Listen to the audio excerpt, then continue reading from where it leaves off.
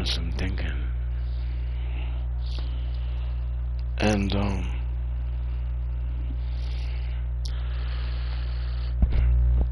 every female that's my girl,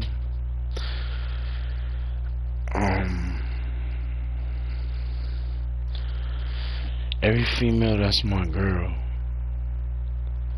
if they were doing something that they wasn't supposed to, or something that they can get in trouble for, the only reason why they would have been doing it is because they were all forced to do it. And if they didn't, they'd get beaten. So please be sympathetic of these women, because they're being forced to do shit that they don't want to do. So if you see them doing something they're not supposed to, they're only doing it because if they don't do it, they're gonna get hit by somebody. So please be sympathetic towards them, because they're not doing shit because they want to. They're doing it because they have to, and if they don't, there's repercussions for it. So please be considerate and mindful of them and what's going on, because there's still shit going on to this day. So if you see them, stop being quick to point the finger at them for something that they did or something they're doing or something that's going on, because you might not know the whole story. And the fact that you might be missing out on the story,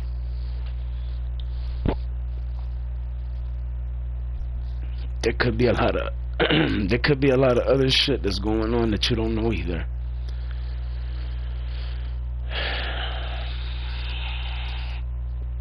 So instead of being upset, trying to arrest them, find out what's going on. And if you hearing a nigga, a dude, when I say a nigga, a dude, trying to say that everything is just because they wanted to, that's a lie. And anybody that's sitting there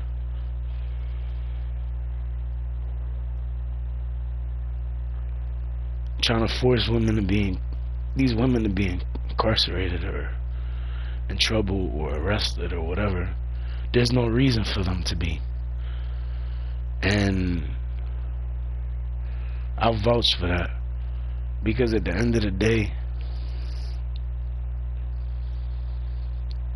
when shit first started going left, I was there. And when I told the police officer that my girl was upstairs, his job was to bring whoever the fuck was up there that was a female downstairs, and he didn't. So technically he didn't do his fucking job. And anybody else that I sit there saying the same shit to that's a police officer, they ain't doing their fucking job. Because at the end of the day, if they were doing their job, not only will my girl be down here, or all of them, they wouldn't be scared for their life every time they're around other people.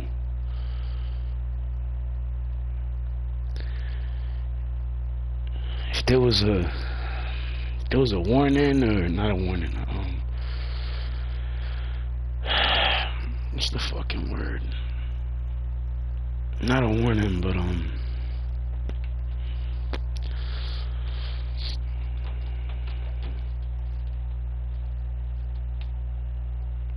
like I know certain things, but the thing is, the reason why I know certain things is because I'm feeling certain things. And if a female was supposed to be around and wasn't around for whatever fucking reason, there's other shit going on too. And for any one of these females to be making a mistake and making something or doing something they're not supposed to, They're only doing it because everybody's, when I say everybody, everybody is trying to keep them from being with me. But if you personally ask these women one-on-one who they want to be around, where they want to be with, or who they want to be with, they're going to say with me. But you know why they're going to say with me? They're going to say with me because I'm not just going to be that nigga there. I'm not just going to be the nigga trying to smash. I'm not just going to be the nigga that's an innocent bystander. I'm going to be the nigga that's going to be there. The nigga that's going to give a fuck. The nigga that's going to protect them. The nigga that's going to take care of them. The nigga that when they ain't got food and they hungry, I'm going to feed them. You know what I'm saying? I'm going to help them when nobody else is going to help them.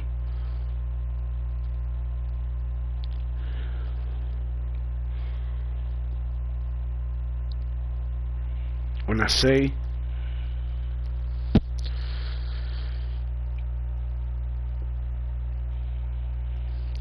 that they innocent, they are. And sometimes they're just doing what they know they can do and get away with without getting hit. Because the worst thing the police did was keep those women from me. Because them keeping those women from me made those women go through quadruple times what they would have went through if they would have been with me from the jump. Do I love them? Yeah. Do I care about them? Oh yeah, I do. Nobody's perfect. Everybody's been making mistakes, but at the same time, everybody's realizing too, there's shit that's going on and niggas ain't realizing what's going on, but they're realizing when there's a nigga that every time something good happens for me, or every time something good happens for these females, he gets heated. And you seeing that. Sometimes it's with one person, sometimes it's with 3 other different people. The whole point is, pay attention. Not everybody's somebody you want around you. These women that I mentioned, you know why I mentioned them? Because I give a fuck. And if I didn't give a fuck, I wouldn't be even thinking about them to this day. 20 weeks ago, these niggas made the mistake by entering my house. They almost got killed. They could have gotten killed. Without a weapon, without a knife, without hit, like just by my hands. They don't tell you that though. You know why they won't tell you that? Because they're scared. They don't try to play the I'ma fucking whoop your ass. They don't try to play that shit with me no more because they realize I'm gonna hurt them. 20 weeks passed, my nigga. I never forgot one day what these niggas did. And I promise you, to every single one of my girls, I won't. To every single one, I won't never forget. And when I do see them, any of these dudes,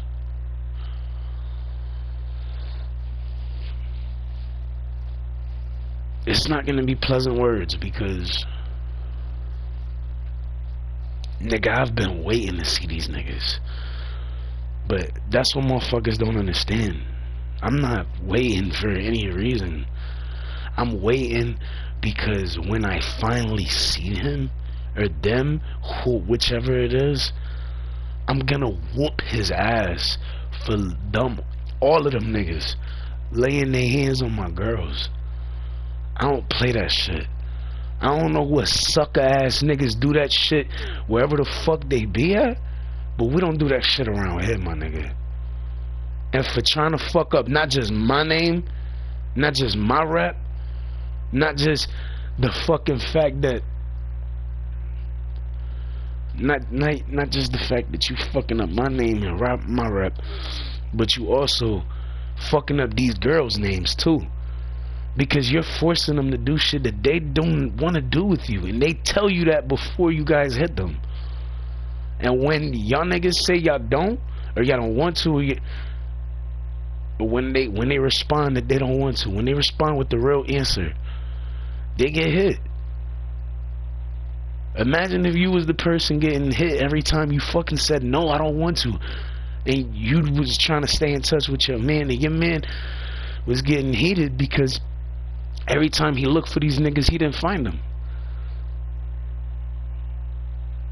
I'm heated because I've been trying to find them. I seen a nigga drive by yesterday. I'm not scared of that nigga. I know that's probably what he thinking.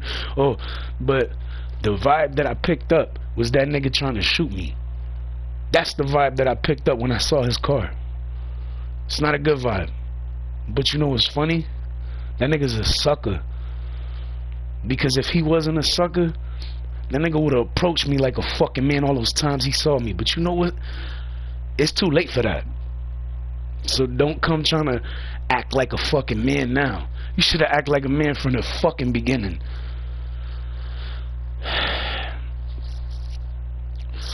Motherfuckers get mad, but nigga, I'm serious about everything I said.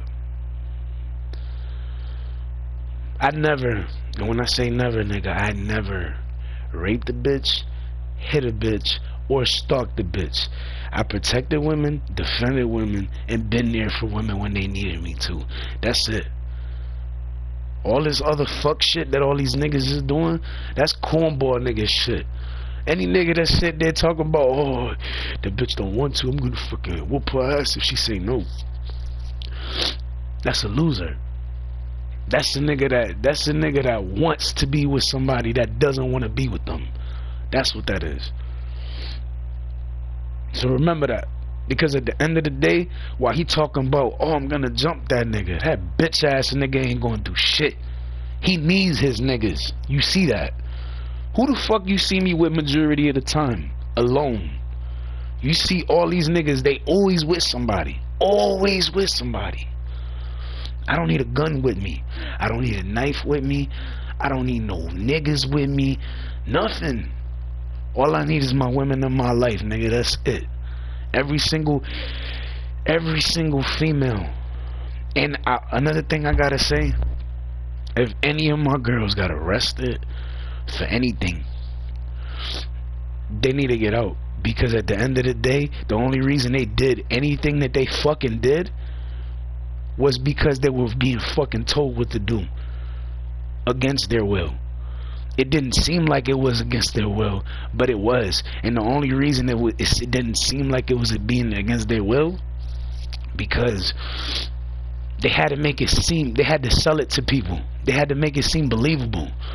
Like, oh, if he's telling the police, oh, he's with her, they're not gonna see a weapon nowhere, because it has to look like it's really, you know, them trying to be together. And in reality, she don't want to be with that nigga.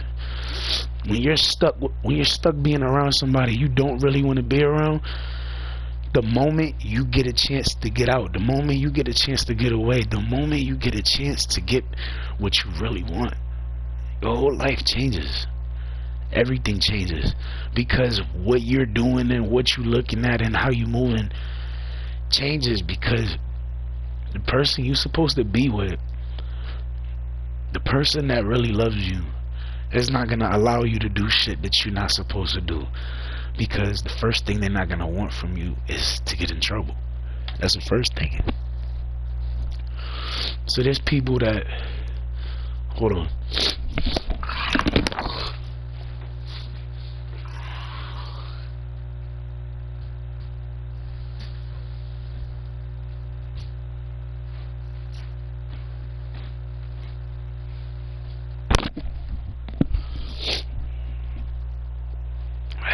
there's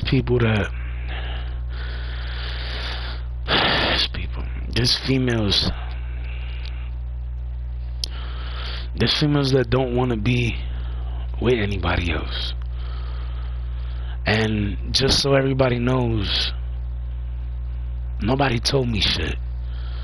But that doesn't mean, oh yeah, he doesn't know, let's play him for a sucker because he don't know. That's the dumbest thing you could do, because then when you really need me, I'm gonna question your motives and I'm gonna look at you differently. I'm gonna be like, nah, my nigga, you was playing games for like fucking 20 weeks. Like, that's how I'm gonna look at it. So it's like you gotta show me that I could take you seriously. It's like when you want somebody to trust you, you gotta fucking show them you can be trusted, right? Same with with this situation. And I look at it how I do, because at the end of the day, I would have did anything for those girls, every single one of them, every one of them. But you gotta understand, son, I'm one dude trying to go here, there, and here. My crew's around, but they're doing other shit. My crew got in a fucking shootout yesterday, but they're good. Everybody's good. Everybody. Pinky, Tiffany, everybody. Nobody got touched. Or nobody on my team. Nobody in my crew. I can't say the same about the other niggas.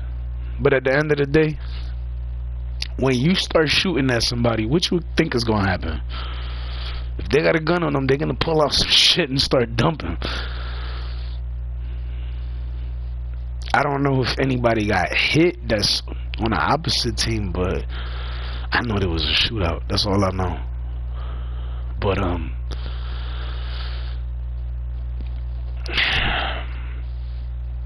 to my girls, when you talking about me and you talking about the crew, you have to sell it to these niggas. You have to make it seem believable. You gotta make it seem like if you saying, oh yeah, I'm the first lady, you gotta make these niggas believe that shit. You gotta go harder than everybody else for me. And the reason I say that is because once they see the level that you bringing for me like that, niggas will either back up or they test the theory. And if they test the theory, nine times out of 10 they won't. But for the few times that they will, these niggas is pussy. Niggas talk, but that's the funny shit though. Niggas talk a good one, but the good one is all that they talk. They don't do nothing else. They just run their fucking mouth all the damn time. And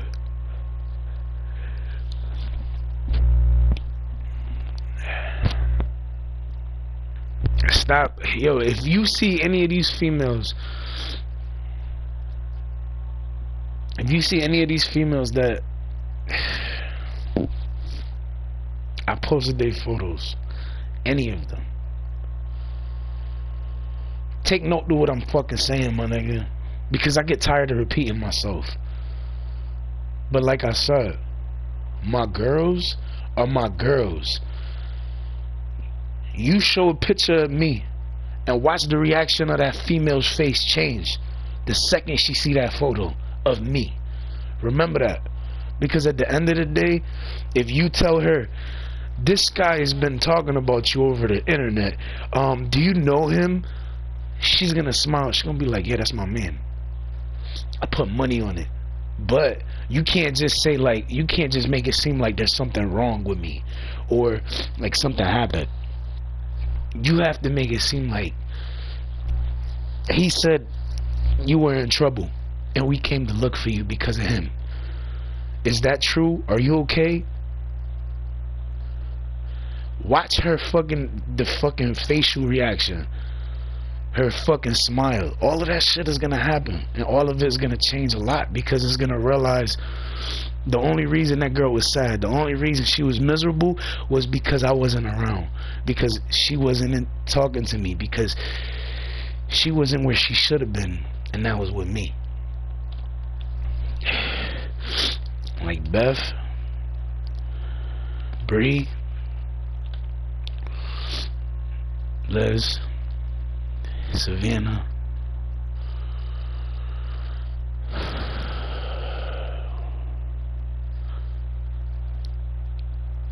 Jen, all of them. Every single person that I mentioned. Look into it, because I never stopped talking about them. I just made it real clear at some point in time that I was their man. That's the only thing that changed. And I started saying people's names. I should have been saying their names all along. Do I love these girls? Every single one of them. Every one of them. Is it 4? Is it 5? There's a bunch. There's a couple. My girls know the exact number. And I'm just gonna leave it like that. You really wanna know how many girls there is? Ask my girls. Don't ask me. They know all the answers. When I say they know all the answers, they know the answers. When you ask them, he showed them my photo and they say, do you love this man? Because this man has been looking for you, trying to protect you. He says you're in danger. You show them, you say that and show my photo to any one of these females that I'm mentioning, you're going to bring out a whole nother side of them that you're not even going to know is there. But just remember, when I sit there and I say I love these women and I'm going to be there, that's not a question. I'm going to be there. And to any 1 or 2 or 3 or whatever that isn't around, that wants to be around, you got to make sure my girls all agree. And if they all are in agreement to you being included, then y'all will get included, every one of y'all. But you have to understand, it's gonna seem at first like there's no competition, like you can't compete or some shit. You can. The problem is, if you don't take the initiative of learning some different shit, doing some different shit, you're gonna be stuck doing the same shit all the time. And niggas get mad, and they always got some dumb shit to say, yo. Always.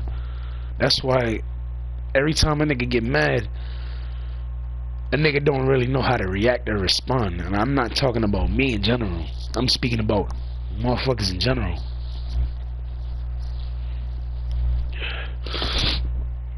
But hold on.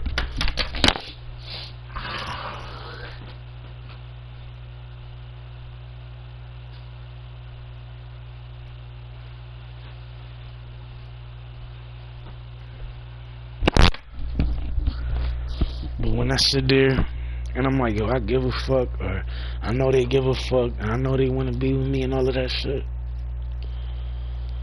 I don't overthink it because I know they want to be with me. I do know that they're also being forced in certain situations too.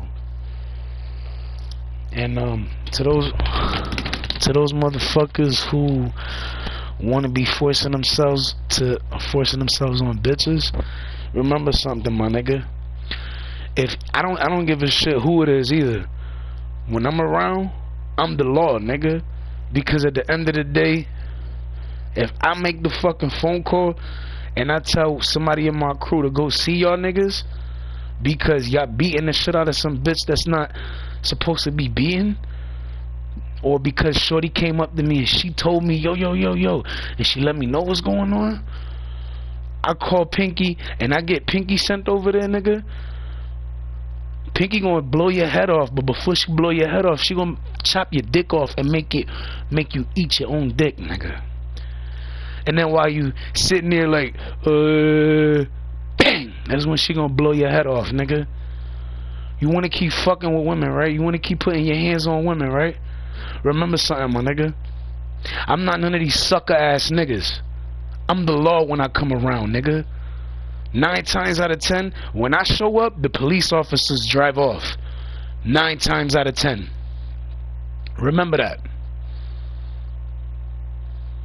Because at the end of the day, I know y'all niggas been on some fucked up, fucking grimy ass shit lately. And I'm not happy about that at one bit. Not at all. But I know some people that have been watching you too. And they not at my crew. There's some people that are angry at a lot of y'all niggas, and they're watching y'all. You like, oh, go ahead, prove it. Trust me, my nigga. Trust me.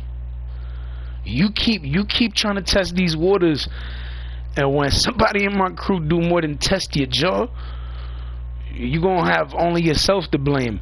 And if you're a father figure and you ain't being a father figure because you too busy trying to be a gangster, when your child ends up with no fucking parent or somebody else being a step parent, you got nobody to blame but yourself. And don't get mad at no other nigga for stepping up to the plate when your ass was too fucking scared to step up to the plate and be a man. Because that's what a man does. Take care of his responsibilities. Take care of his fucking family. Feed his family. Provide for his fucking family. A man goes out and fucking hunts and comes back and the woman has fucking dinner ready on the table type shit. The fuck are y'all niggas doing? When the female don't want to do what she want to do, you want to beat. When shorty ain't trying to allow you to push up on her or to get what you want out of her, you still trying to get it a la cojones, right? You still trying to do it, right? Think about it, nigga. Everything that I'm saying, people don't fuck with that shit, nigga. People don't fuck with the way you moving now. And the thing is, it take a nigga like me to put the light on every fucking fuck shit that y'all niggas ever did. It takes me to do that for people not to fuck with you. And if that's what it is, then that's what it's gonna be. But at the end of the day, you gonna learn how to fucking respect women, my nigga. Period. I don't give a fuck if it's my girl or another girl. If any fucking female come up to me, my nigga, you better pray to God they don't have me call Pinky. Because if I call Pinky, she gonna chop your dick, she gonna feed it to you, and then after that, she gonna say something to you. She gonna confuse the shit out of you. You're gonna look at her like, what? And then she gonna blow your fucking head off. Remember that, nigga. You keep thinking shit's a fucking game. You like, oh no, there's no crew. You keep thinking there's no crew. Because then when you get surrounded, or you get hounded, or you get tied up, or because you doing some fuck shit to my girls or to any other female, my nigga, yo, you gonna get your ass handed to you, my nigga. I swear to God you is. And you know what? We're not gonna get in trouble for it either. That's the scariest part about it. You assume we are. You like, oh, my nigga, when women are getting beaten since the last fucking 20 weeks, every time they did something they wasn't supposed to, my nigga, no. That means the police ain't even fucking helping right now because they don't know what's really going on. I do know what's going on. And the dumbest thing that any police officer can do is sit there and try to point the blame at me when the only person that's sitting there saying point the blame at me is the motherfucker that's trying to get the women to do shit that they don't want to do. Think about it.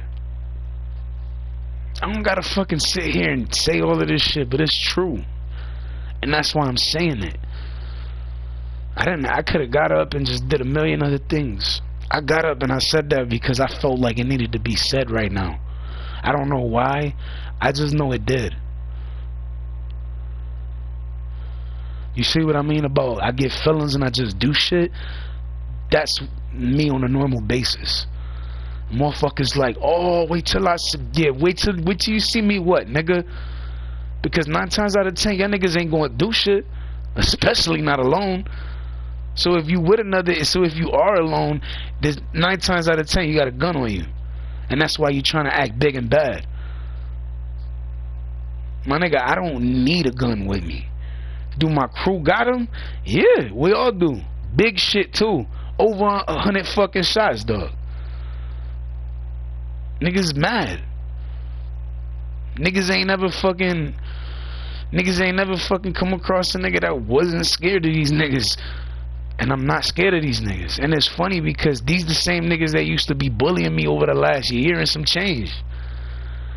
And it's funny because these niggas doing all the bullying, but now it's like I'm bullying these niggas for bullying me and bullying all these bitches, my nigga. Like, karma's a bitch how it work, right? But it's funny because niggas do all that talking, but oh, I'ma fucking get that. You ain't gonna do shit, nigga.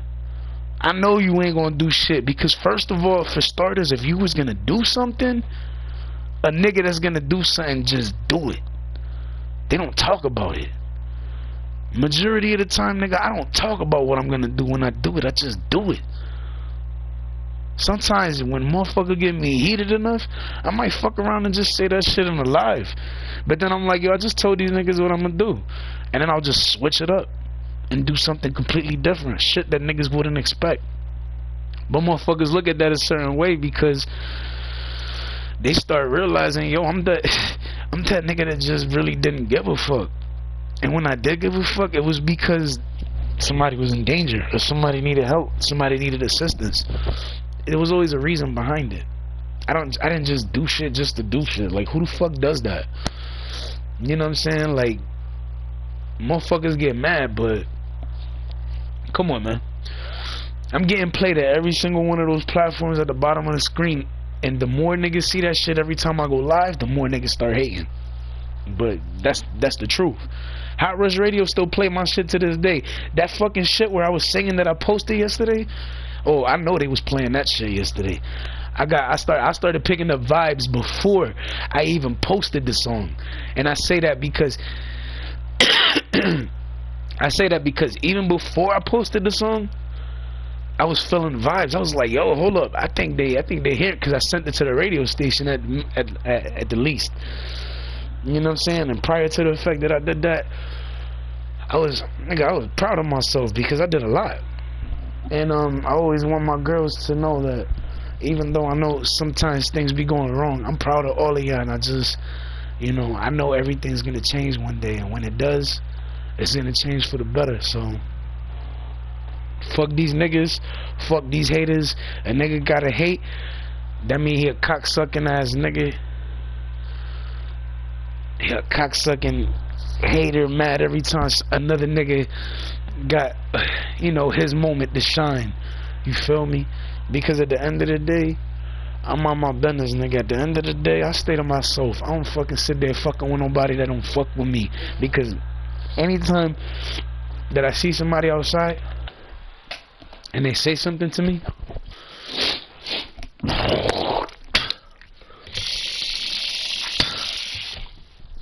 I say shit back. And when it comes to certain situations, I'm not the type of nigga that'll turn a back on them. I'm the type of nigga that'll fucking sit there and be like, right by somebody's side that's in need. You know what I'm saying? I didn't know if something was wrong, but I personally woke up and I felt like something was wrong. I gotta go live. I gotta say something. Like, I should have went live last night, but I didn't. So I started thinking about it, and that's why I said what I said, because at the end of the day, I need to make sure that my girls is good, and all of my girls is good, but they're not good when they're not willing to do what these niggas are forcing them to do. Whether it's whatever the fuck, whatever shit they got going on. I'm not gonna say what it is, but whatever shit, crazy, wild shit, it could be. Let's say it's not a scam. Let's say it's some other shit, or maybe it's this, maybe it's that. That's all because of these niggas. These niggas have been the biggest, worst influence on all of these women, and it's because they'll do shit that's negative, and then instead of, you know, allowing these chicks to do what they want, they force them to do the shit that they don't want. You know what I'm saying? And it's not right. It's not right that any of these females is doing any of that shit. And then these motherfuckers, they react a certain way, and they feel a certain way about certain shit. Why you think every time I go live, or every time I'm posting, every time I go up in my rankings, these niggas are hating the way they do? Put me at the top and watch all these niggas' faces. And I want y'all to understand something. It got to the point that niggas started telling motherfuckers from Reverb Nation, if they didn't fucking put me down in ranking, they were gonna shoot that nigga. That's what they were doing so fucking much to make them niggas put my rank down and make me lose fans, nigga. So they literally went to every person that was a fan and made them unfan me. Nigga, that was over 300 people. Imagine if there was if that was 300 people in one fucking area, and they just yelled that shit over over the crowd, and just said that shit, and then everybody just got scared. Think about that. Think about it. That shit could really happen, nigga. When I sit there saying my fans are gonna tear the fucking R off of fucking Reverb Nation, they don't really do it. But that means they still can though. But just because they don't, that don't mean, oh yeah, take that shit down. Because if I gave them the word, they do more than tear that fucking R off that building. They would kick that fucking door in and go all the way to the fucking head owner of fucking Reverb Nation. Like, yo, my nigga, you fucking up. Because at the end of the day, that's what they doing. They fucking up. How you got somebody that's been in rank 2 since 2017, 18, 19, 20, and from ever since 2020, y'all niggas been shitting on me. Y'all was trying to shit on me the whole fucking time since 2016, but I was still in rank 2 that whole fucking time. And ever since 2020, niggas been shitting on me from the #1 spot. Why? Because I made it to the #1 spot, and I was there almost 2 weeks. And hadn't that been for that extra day, I would have made it that exactly 2 weeks. So yeah, when I say niggas is hating, and they know they hating. That's why all of these bitch ass niggas, when they see me, don't be with that same energy they be when they're around other people. Niggas see that shit. I'm like, dog, them niggas is punks. All of them niggas. And when I say they all punks, nigga, understand what I'm telling you. Them niggas is punks. My nigga, you need a gun, and you need your niggas to do anything in life. You're a bum, or you're gay. One or the other. But either way, yo, real shit, my nigga. You see me trying to be around women.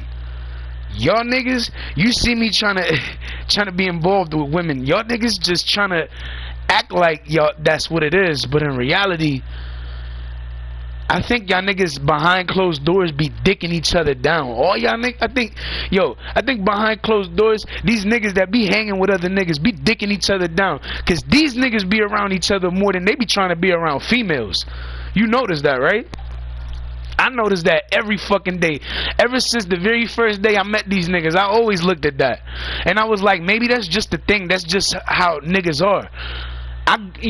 Years went by and I still seen the same shit. I'm like, I don't know. Maybe it's not like that. So I'm like, and I had to adapt to certain things that I wouldn't normally adapt to. And I was just like, all right, whatever. But then at some point in time, I adapted and I was like, nah, I can't do this. Nah, I'm not doing that. And even when I would do one thing or two things, I'd look at it some tight, because I'd look at them niggas a certain way, because I'm like, and you start, that's the thing, my nigga, you start wondering shit. You're like, yo, y'all niggas gay? Cause y'all niggas are always around each other. And I was always around this nigga, but I just thought when you was a good friend, you were supposed to be around somebody like that, because that showed you was a good friend. But in reality, niggas ain't good friends. Don't fucking sit there like, yeah, him and 40, we ain't friends no more. We used to be friends. I used to be a fan also, especially of Poe. And I'm not none of these niggas fans no more. And you gotta understand something. When I met Poe, I was literally a fucking fan. I was like, damn, nigga, I finally fucking met you. I'm like, yo, I'm 40, I'm one of 40's peoples. He was like, yo, what's up? Then it was like, it was all love. And I was like, all right, cool. But then I started looking at niggas a certain way after a certain amount of time, because niggas started moving a certain way. Even when we went to that West Indian shit where the Wu-Tang and fucking Mobb Deep was at, even when them niggas were there, you gotta understand something. Them motherfuckers wanted me to be there. You gotta remember something. If I would have fucking joined that shit would have turned into the biggest shit ever, because as I was already, I was the talk of the fucking I was talk of the town already. You know what I'm saying? Just because at that time when we did that show, even when we did that, I was ranked 2. Yeah, Poe was there, But Poe was number one though. He was number one at that time. It wasn't no shame in my game. I was his fan anyways. So I knew where I was at. But then shit started to change. So I started to change. You gotta understand, son. I used to fuck with all of these niggas. All these niggas, I know them personally. When I say personally, I know these niggas better than they know the back of their hand. Remember that. I know them better than they know themselves. I could tell shit about these niggas, and these niggas will look at me like, how the fuck did that nigga know that? And that's, yo, honestly, that's exactly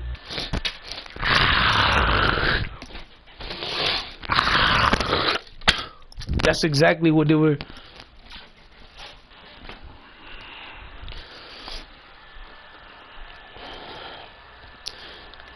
But honestly, when I think about that night, I think about how everybody performed, right?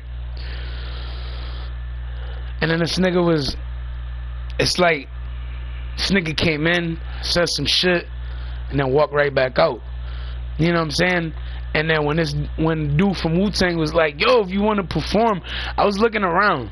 And I was really going to do it at first too, but then I was like, nigga, they ain't even, I'm like, there's not really that anybody here. I know the people that are here from the management teams and shit, they'll be excited to hear my shit, but it's not this, and I'm just like, it's not the same.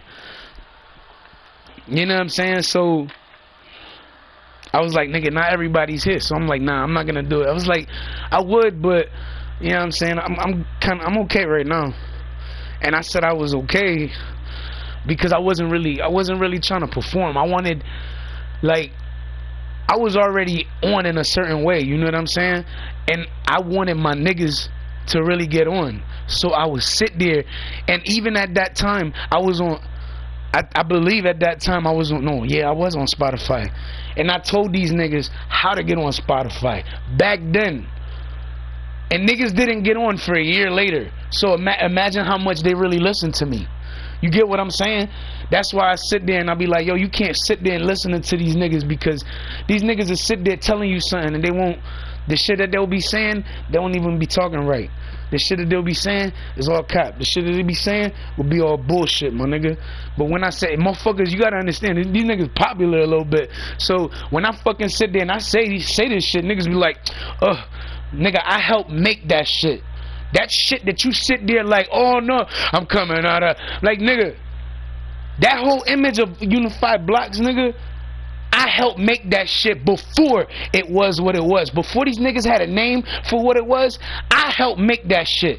So yeah, before I left, 40 had the idea, but it was because we thought about it together, and then we said what the fucking idea of the crew was gonna be. And then after that, I left. Because I had to raise my kid. I'm not gonna bring the kid into the world and not handle my responsibilities as a fucking man. You stupid, nigga? Fuck wrong with these bum ass niggas? That's some bum nigga shit. Bring a kid into the world and don't even take care of the kid. The fuck kind of shit is that, nigga? Nah, nigga, you got me fucked up. I ain't never been no deadbeat dad, and I ain't never gonna be either. Real shit, nigga. Motherfuckers get mad because I handle my responsibilities, and I'm even willing to take on other responsibilities that ain't mine. You know why? Because I'm a fucking man. Because I take care of my shit. It's not all about trying to talk to this chick. It's not about trying to talk to this chick. It's not trying to fuck all these chicks or do this. It's not about none of that. I'm a man first. So remember that shit, nigga. Like, when I sit there like, yo, I fuck with these women. When I sit there, or when I sit there and I'm like, yo, I don't fuck with these niggas. Like, nigga, I mean that shit. I really don't. And niggas like, oh yeah, they always say that shit and then they always come back. No. That shit, it stopped being like that after South Street, nigga. Because when that nigga was moved on South Street, that nigga was a whole different nigga. Like, that nigga had you gotta understand, that nigga was a fucking drunk. We would drink all the time. Like, we were teenagers though. You know what I'm saying? And we drink, nigga. So we was trying to get shit to drink. We drink, work on shit, but it was every day that we was working on shit. Then it got to the point that me and him get in an argument and we not seeing eye to eye, so we stopped hanging with each other. This is back in the days. Years.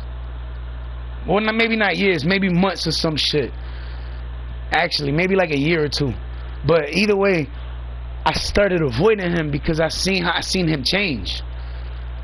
And I was like, people change. Like, I'm not gonna fucking, you know. And eventually, at some point in time, we started hanging again. And when we started hanging again, it was like nothing ever happened. But now, shit happened, and there's no going back with what happened. Like, you not. That's like saying, you know, let's say so and so is my girl, and you my friend, but instead of being my friend, you sit there trying to figure out how to stab me in the back. Then you find out Def Jam called me for fucking to open up for fucking Young Jeezy and T.I. in Miami. Still didn't call them niggas back. It took me, and then after what happened 20 weeks ago, it took me 3 weeks to call them niggas back just to find out what happened, because I was still in total shock from what happened. I couldn't even process. I was like, why the fuck did Def Jam call? But then I'm like, hold on, Def Jam called. That could be why all these niggas been here. But at the same time, you got all day, every day to fucking holler at me or to see me. You could even text me or hit me up on the phone. None of y'all niggas did that.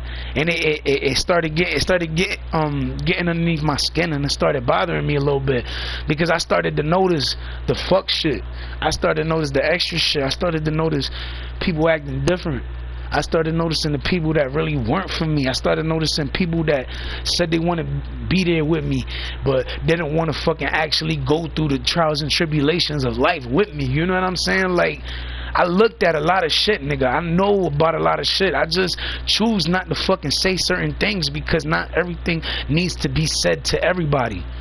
Like, if there's something personal or something private, that 9 times out of 10, if my man with a girl, and I'm speaking as a girl and being my man, or me saying my girl is telling me not to say something, 9 times out of 10, not even 9 times out of 10, 10 times out of 10, just because my girl said don't say, or, you know, shorty's looking at it like, if her man says, you know, don't do this or don't do that, I'ma listen. And I'm not going to do it, because at the end of the day, it's all about mutual respect.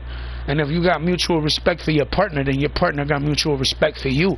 And if you don't, then that means you never had any respect for each other, and all y'all been doing is just shitting on each other every day. Every time you argue, every time back and forth, every time there was some bullshit, it was because the relationship wasn't pure. The relationship wasn't true. The relationship was forced, because maybe the motherfucker couldn't really be happy with who he had, and he saw what he really wanted with somebody else, and that stirred up jealousy, that stirred up envy, that stirred up all of that shit, that stirred up lust, all of that shit. Because at the end of the day, these niggas wanted to be me, because the women I was with were better than all the women that they ever been with in their entire life. That's not my fault. That's yours. Have better game, and maybe you could get a chick of your own. But right now, and especially after everything that went on over the last 20 weeks, nigga, my girls that I say are my girls, I'm holding on to regardless if anybody said. Even if the fucking wheels fall off, man. Even if she's saying she not, understand something. I am. And I promise you, Telohuro, I would change her mind in person. I swear to God I would. All I gotta do is be there. That's it. Don't have me talk to her, because if I talk to her, I talk to her, nigga, it's a wrap. The second I make her laugh, oh, you fucked up. And then right after I make her laugh, I'm gonna take her with me. Because at the end of the day, the only reason why these women stick around you is because when they don't, they're beaten the fuck out of by you. And that's not cool, nigga. All of y'all niggas. And it's sad, because you gotta understand, Niggas that beat women, stalk them, and rape them hang around niggas that do the same exact shit. So if you sitting there vouching for these niggas, then you might be one of them niggas that do it too. And don't get mad when other niggas get mad and then start fucking with you, because at the end of the day, that's happening because you hanging around a low life ass nigga that can't get his own bitches, that can't get his own buns, that can't get his own women. You know what I'm saying? Think about it. Because had I been there that first fucking night, niggas would have never been able to be around you. And had none of this shit ever happened, all of these niggas would still be trying to come around like they the shit. And in reality, these are all sucker ass niggas. Same nigga trying to pretend that he hard is the same nigga going straight by or fucking acting like he that nigga and he really not.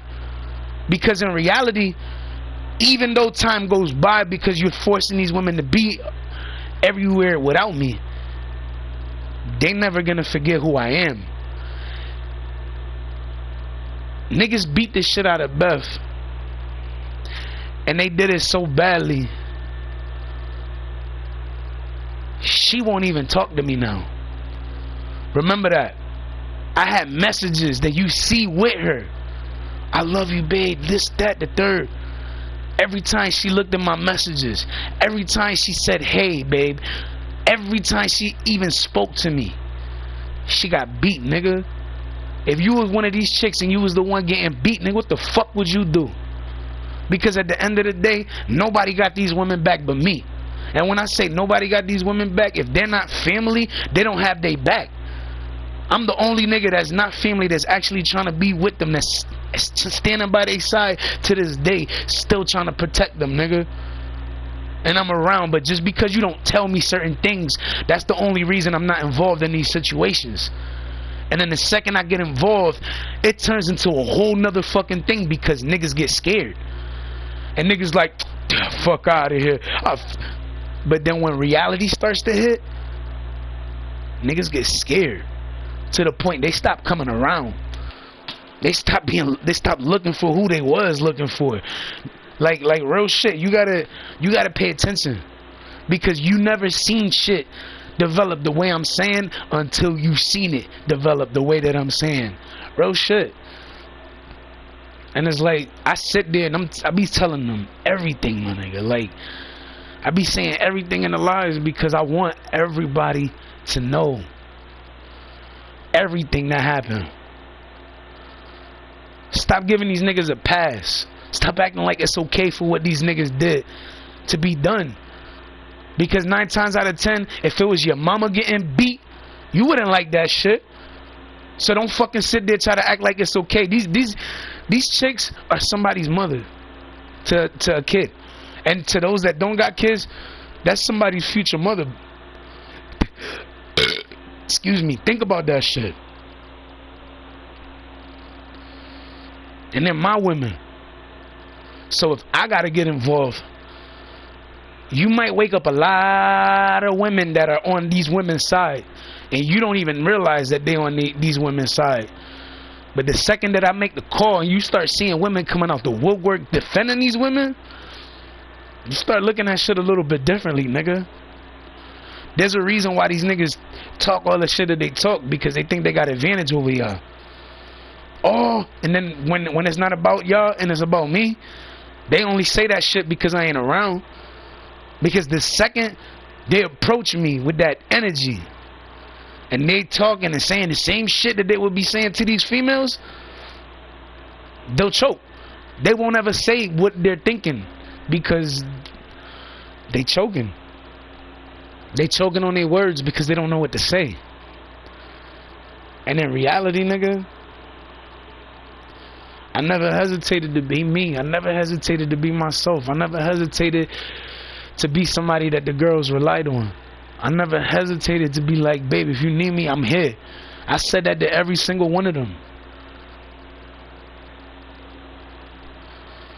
And you gotta understand something. Niggas talk the shit that they talk. These niggas ain't tough. All of these niggas is bitches. Just cause a nigga got a nice whip don't mean shit. That nigga could be he could have the nicest whip, looking fly as shit, but guess what? That nigga's a bum to me. Why? Nigga, just cause you got a nice whip that means majority of your fucking paycheck go to that truck. or go to your car that's brand new. That's it. Majority of your checks are going to that. So you're not living that luxury lifestyle like you really think you living. $5 shirt, $12 jeans. You know what I'm saying? Like, be realistic, my nigga. And it's okay, because when I first had my kid, I'm not going to lie, nigga. I was at Family Dollar. I seen a fucking shirt. I was like, oh, let me grab that. It was a nice shirt. I just had a kid. Fuck you think, nigga? I'm not gonna go balling out. My kid was the one wearing name brand shit. I was just wearing whatever the fuck I had. The closest name brand shit I had was my fucking Uppies or my Pumas, whatever the fuck I was wearing at the time. Yeah, I know niggas like Pumas. I never seen that nigga wear no Pumas. I did in VA. You asked motherfuckers about me. I had some light blue ones, some black ones, some white ones with like, yo, trust me, I had some shit. I had sweaters, t-shirts, like all types of shit. I don't know if I still got them over there, but I know I had them before. And that's aside from all the clothes that I lost when I had my apartment before I even moved to Virginia. Because when I moved to Virginia, I was there for 4 years, and then I moved back over here. And after I moved back over here, I kind of been stuck here, waiting on my significant other to pop up wherever the fuck she was. Because at the end, at that moment, well, at the very first moment when I came back, I was depressed for 2 years. So automatically I gotta add those 2 years, because those 2 years I was trying to get back into the dating scene, but I would look at females and I would think of my relationship, and it fucked my head up for a while until I finally got out of that funk, and I started just being like, all right, cool, whatever the fuck, and I just did what I wanted to do, and it worked. It started working for me, so that's what I started to do.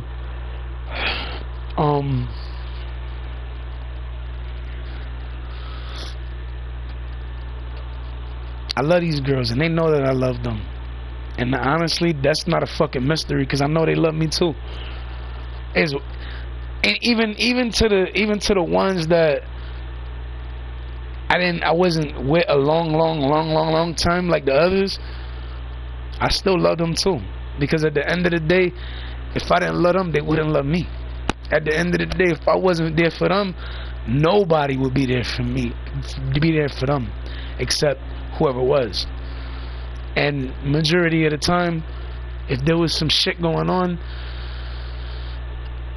I didn't know about it, and then when I did, it made me feel like, hold up, I think I gotta be there for this person too, because I got a big heart like that. I'm the type of nigga that try to be there for this person. Like, I'll try to help out the world if I can, you know what I'm saying? But I'm only one person, and I'm still, you know what I'm saying, living how I'm living. So my mom don't got nothing to do with none of my decision making, none of the shit that I do. Everything I do on my own. So when I'm trying to chill, I'm trying to chill. When I'm saying I want to smoke, I want to smoke.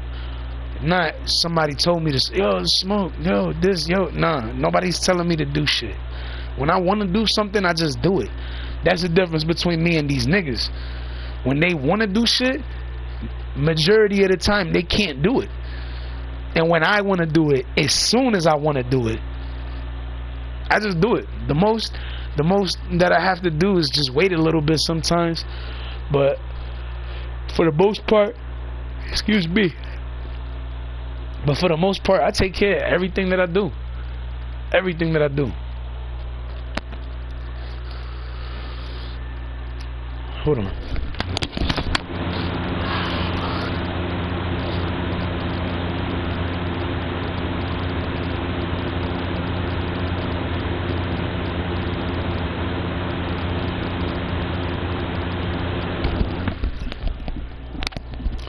When I call these women my queens, that's because they are my queens. Don't never get that shit confused. Don't let what they going through or what they've gone through fool you.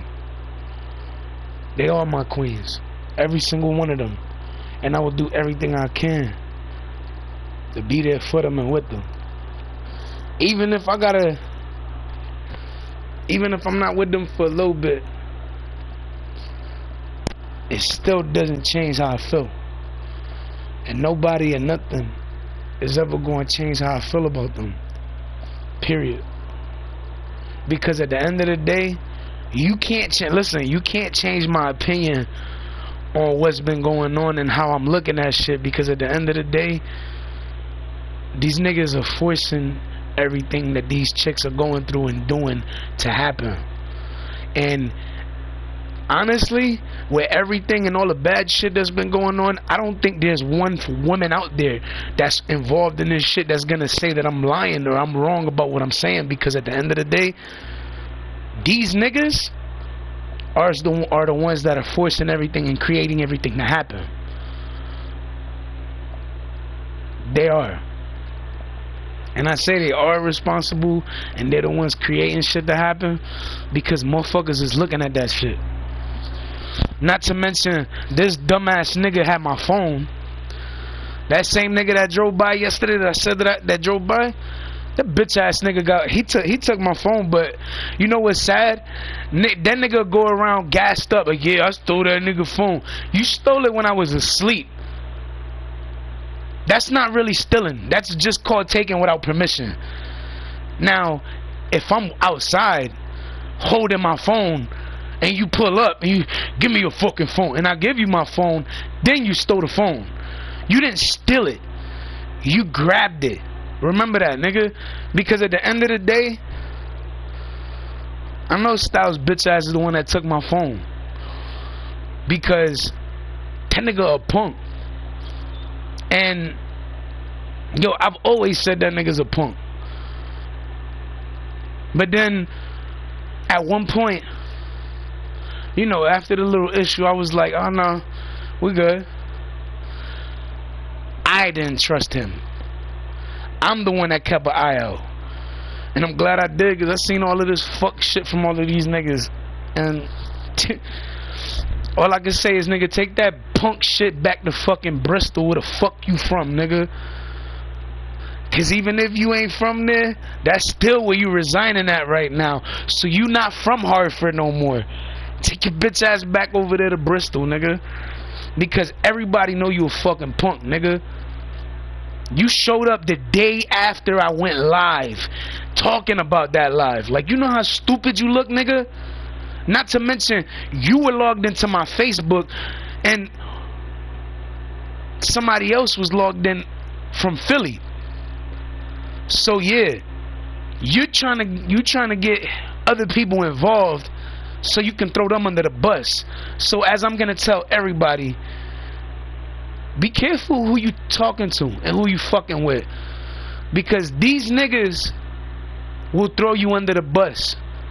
These some hot box ass niggas. You know, when motherfuckers on the block making money, these the niggas that nobody wanted around, because these the niggas that made it hot so niggas couldn't make money out there.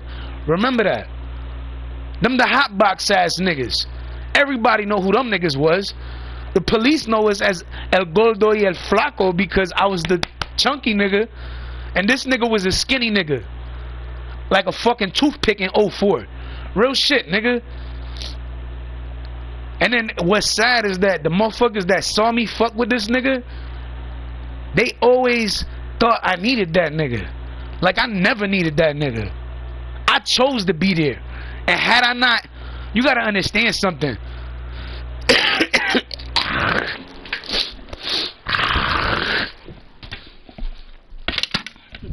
You gotta understand something. Had it not been for me moving to Bond Street when I did, you gotta understand something. Had it not been for me moving to Bond Street when I did,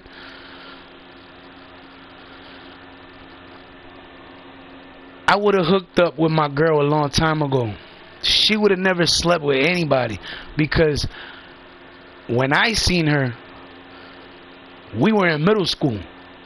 So if we would have stayed where we both were, not only would I have eventually hooked up with her, but I also probably would have became a cop. And back in the days, I remember she used to tell me, I love a man in a uniform. And you know what? I always thought about that shit, because at the end of the day, I never forget.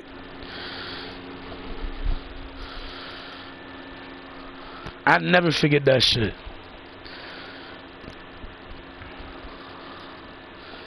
Because every day I gave a fuck. I was never half-assing how I treated them or acting like I wanted them. Like, nigga, when I was in middle school with this girl, I knew she liked me, but I liked her too. And I'm like a fucking teenager, so I didn't really know what to say to this girl. I didn't know how to talk to her, none of that shit. I was trying to figure everything out for the first time. But understand something, if we would have never moved to Bond Street, not only would we have still been out there, I would have hooked up with this girl. I'd have a real good fucking job. But her life would have been different too, because I would have made it different. And just like I would have changed her life back then, even to this day, I'd change her life now. Even though she's this superstar. All of them are.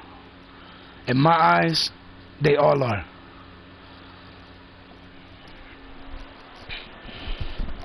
But when I say I love them all. When I say I care about them, I care about them all.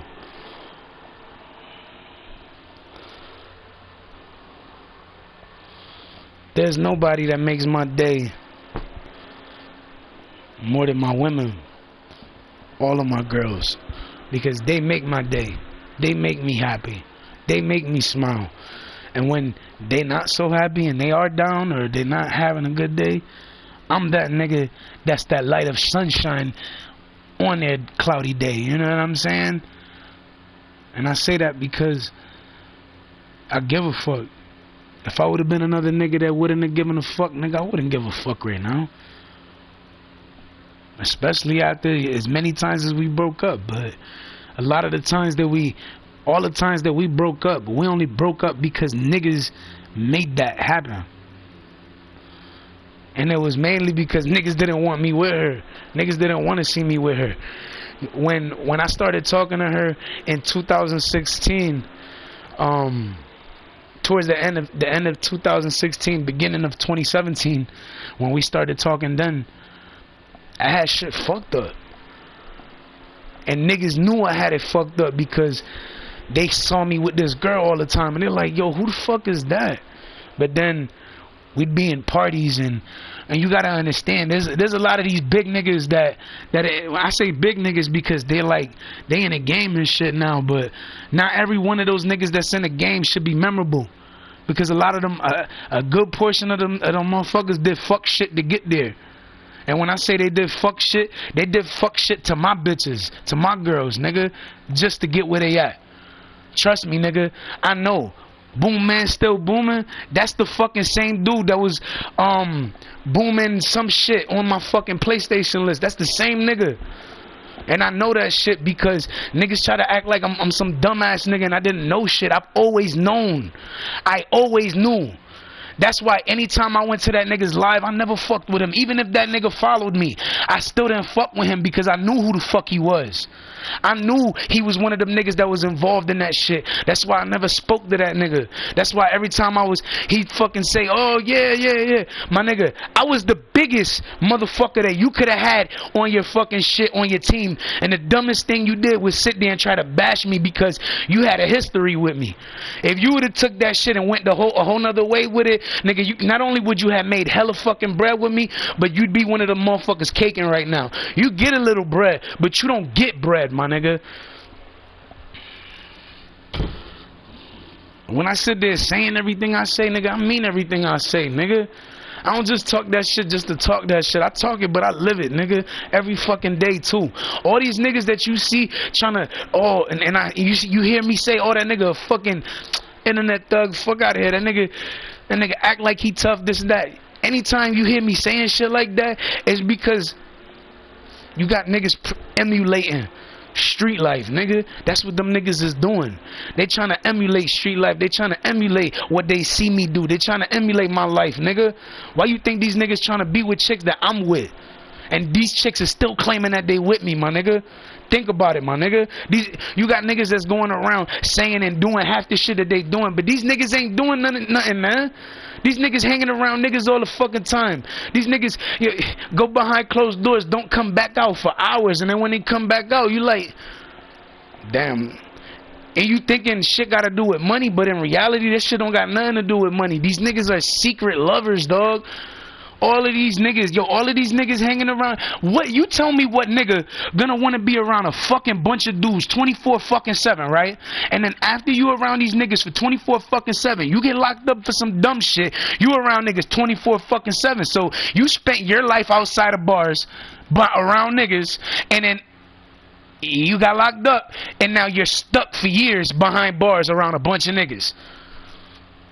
You don't see the problem with that.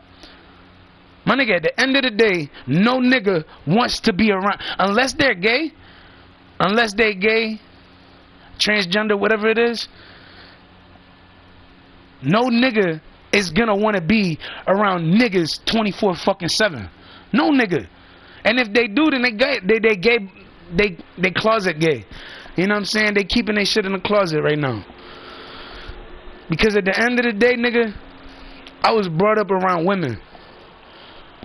I hung around dudes, but I never stood hanging around dudes. I hang around dudes for a little bit, and then I go enjoy the rest of my day around some women, regardless if they were family, regardless if they were friends, regardless whatever the fuck it was. Because at the end of the day, I like being around women. I don't like being around dudes. So if somebody's telling you that I'm gay, maybe they're gay, because in reality, I chill with females all the time. And these niggas really don't. These niggas around niggas all the time. And when I say they're around niggas, it's always a sausage party when you're around these niggas. You see this, oh, the niggas on the block. Oh, wait, he got to be out there with some niggas. And then when you see him with a bitch, that's because, first of all, that's not his bitch. Secondly, that's a front. Because behind closed doors, all he want to be around is niggas. He don't even, the nigga, and then the nigga will have a girl and not even want to be with her. He want to be with the niggas more than he want to be with the bitches. Which absolutely proves my fucking theory, nigga. It proves everything, nigga.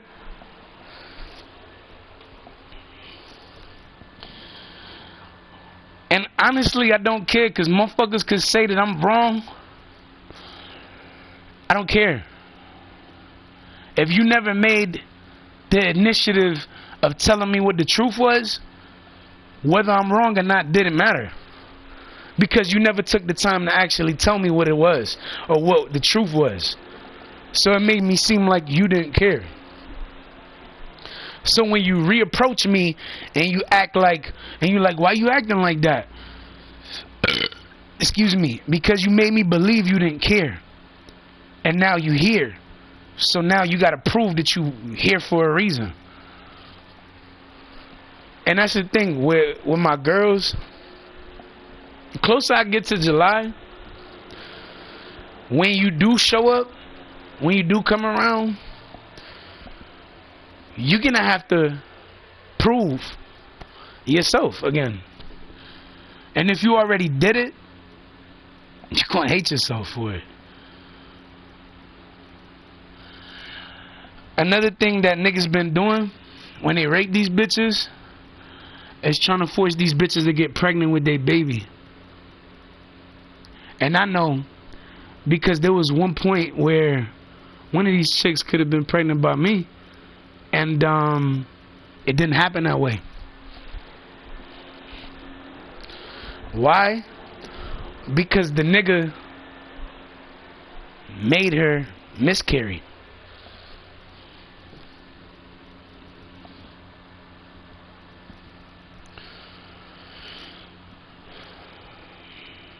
So remember something. When you sit there allowing these niggas to be with these chicks, you allowing a nigga to beat the shit out of her. So don't get mad if somebody start beating the shit out your mama because You let somebody beat somebody else's girl. Think about it. If it was your mama getting beat, nigga, you wouldn't like that shit, dog. You'd be sitting there with a gun ready to shoot a nigga head off. That's the realest shit any nigga that really give a fuck about his mama and got a gun would do. Real shit. Oh, that nigga trying. Wait, that nigga beating my mom. No, fuck that. That nigga wanna hit my mom. Nigga pull out a gun and try to fucking shoot a nigga head off. Think about it.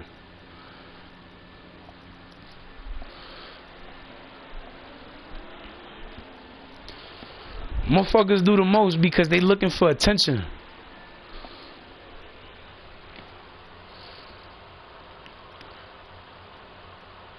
You hear shorty say, I don't fuck with him no more. Ask her why. And then after you ask her why and she answers, tell her why didn't ask her why didn't she tell him? Why didn't she tell the nigga that, oh, she don't want? Because you wouldn't have gone through anything. You would have said your piece, I would have said mine, and we would have went our separate ways if that's what it would have been. But 9 times out of 10, when she see me, all she's gonna fucking do is remember every fucking thing that happened between us, good and bad.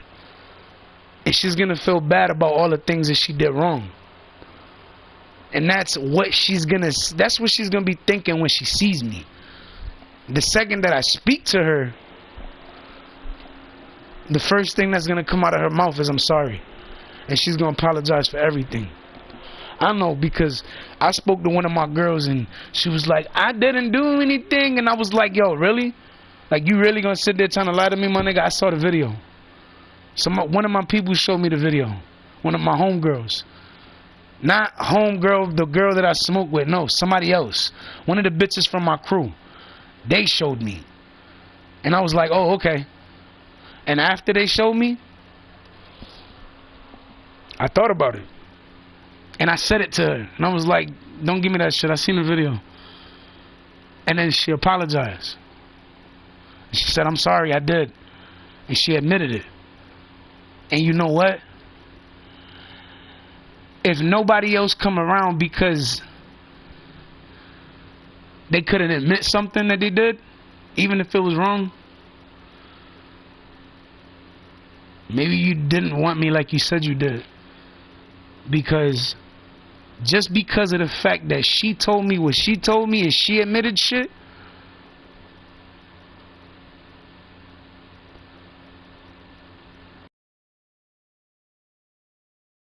I'm gonna be there for her. Because at the end of the day, she had the balls to tell me the truth. And she knew I wasn't gonna like it. So honestly, I could respect her being honest. And if there's something else that happened afterwards that I didn't know about, I would expect her to tell me as soon as she speaks to me.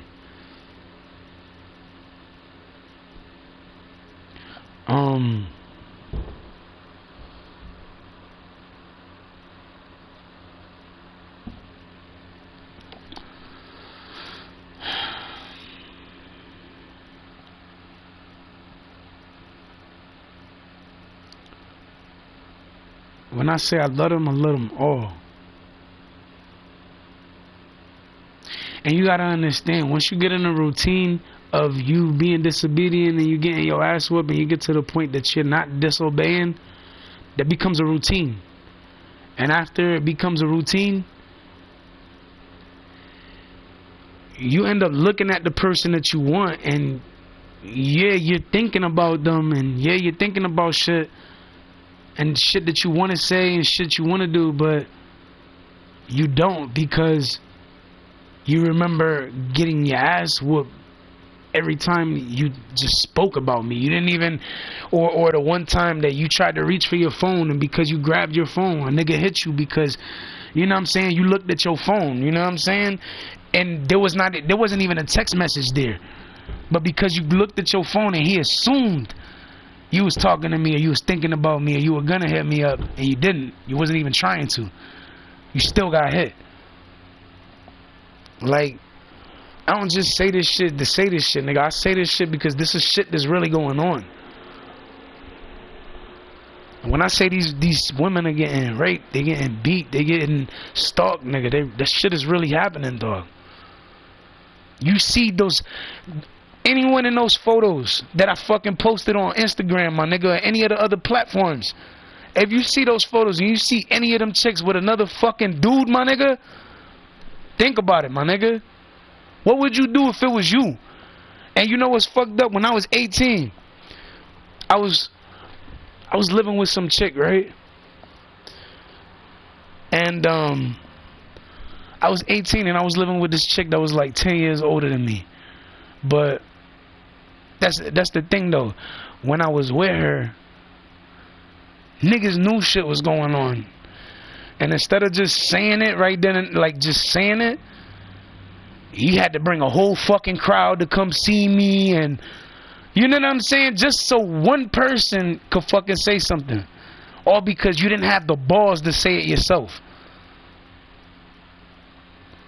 That's the difference between me and these niggas. If I got something to say, I say it.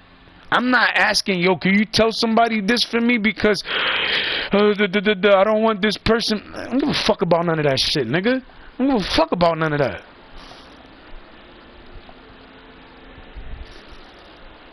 I sit there saying everything I say, nigga, because everything is true, nigga. Anybody that you hear, oh yeah, all that shit that nigga always talking about, that's just a lie. Anybody you ever see saying that, you need to avoid that nigga. That nigga is part of the problem. And I'm telling y'all shit for a reason, because that's all that these niggas is doing. Anybody that's part of the problem, yo. And to the fucking one girl that's fucking really going around saying I'm not. Stop telling people you not. Why don't you fucking come see me, and then after you see me, say everything that you gotta say. I'm gonna say everything I got to say. And if you still feel the same fucking way, you can go your way. You don't gotta worry about me after that claiming you or none of this extra shit. But as of right now, you got some real shit going on around you. You need me in your corner right now. Even if you don't want to admit that shit, you need me in your fucking corner right now. Because at the end, you say you don't, but at the end of the day, even if you sit there saying you don't, I want you to understand something. If you didn't, you wouldn't have needed my help that time. Yeah, that one time, but you gotta understand something. That's one time that could have been a lot worse if I didn't help you that day. Think about if I never called, if I never did any of this shit that I did. You would have been up there doing whatever, but then eventually at some point in time you would have left. And you would have been stuck with them niggas, because anywhere them niggas went, they wanted you to be there. Think, man. Stop being stupid. A lot of these chicks do smart shit, but then they do some dumb shit behind the fucking scene and make them look stupid and discredit themselves for everything they just got credited for. You know what I mean? Like, come on, man. Like, I don't just say this shit to say this shit. I say this shit because it's the truth. Hey, yo, get your ass up.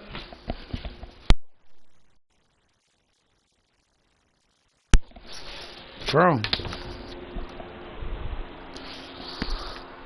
But seriously, like, I'm saying everything that I'm saying because everything I'm saying is the truth, my nigga. Everything. Like,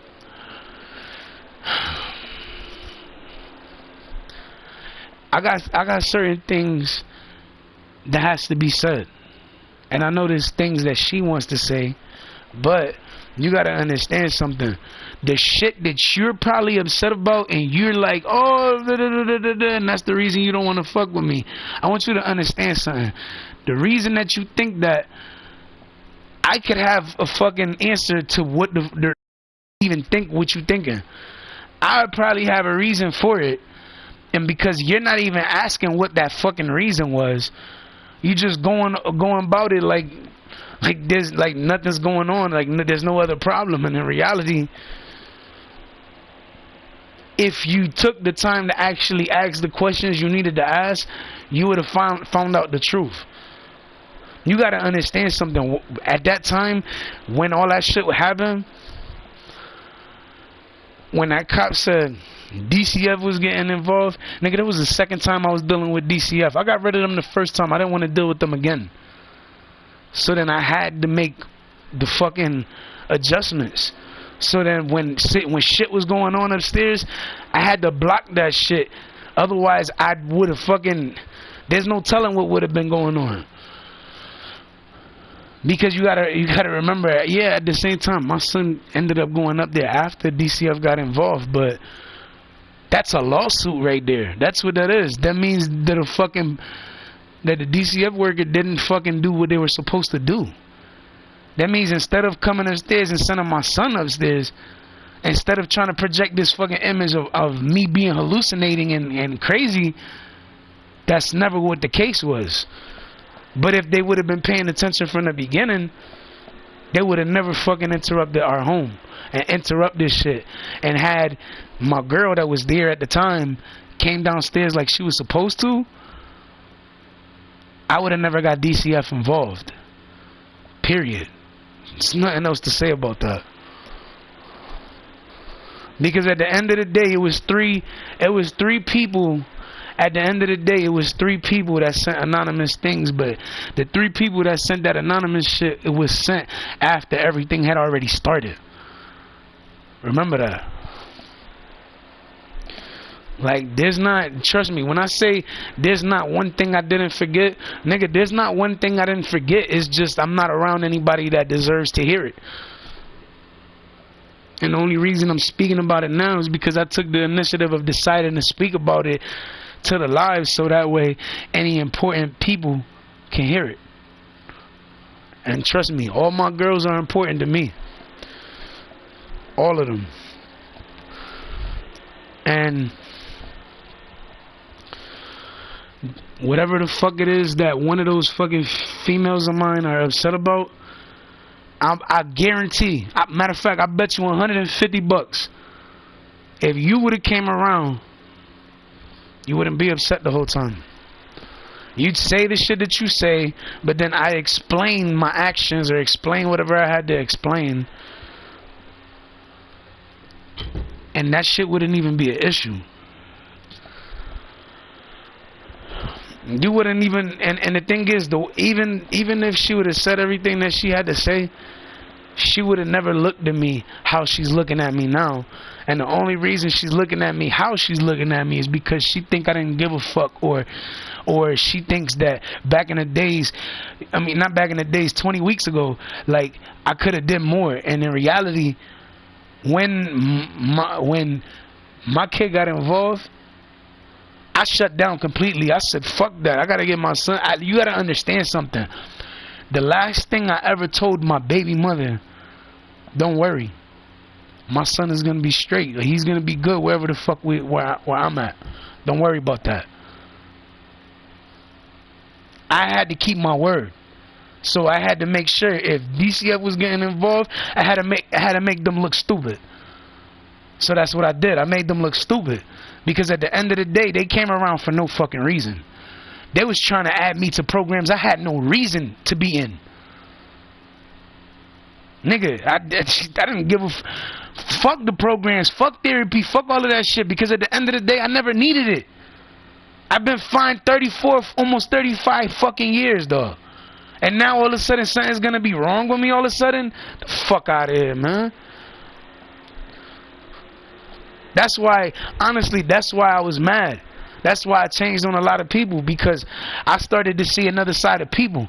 I started to see motherfuckers that sat there and acted like they gave a fuck, started to look like they didn't give a fuck. So I started to double back on everybody.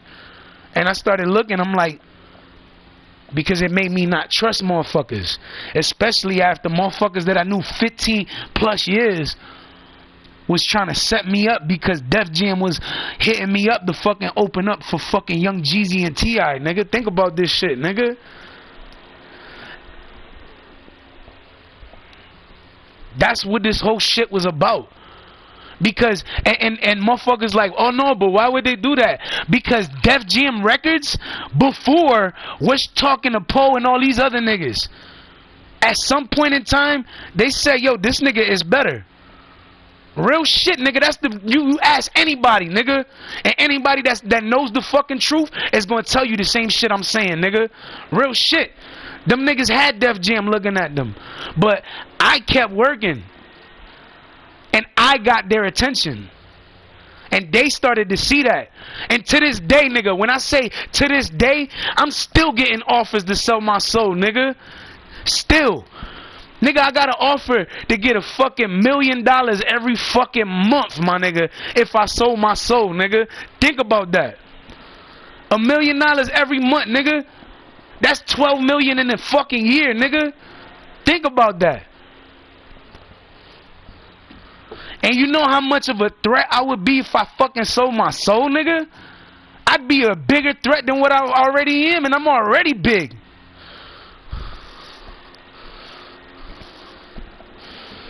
I got celebrities that I fucking know.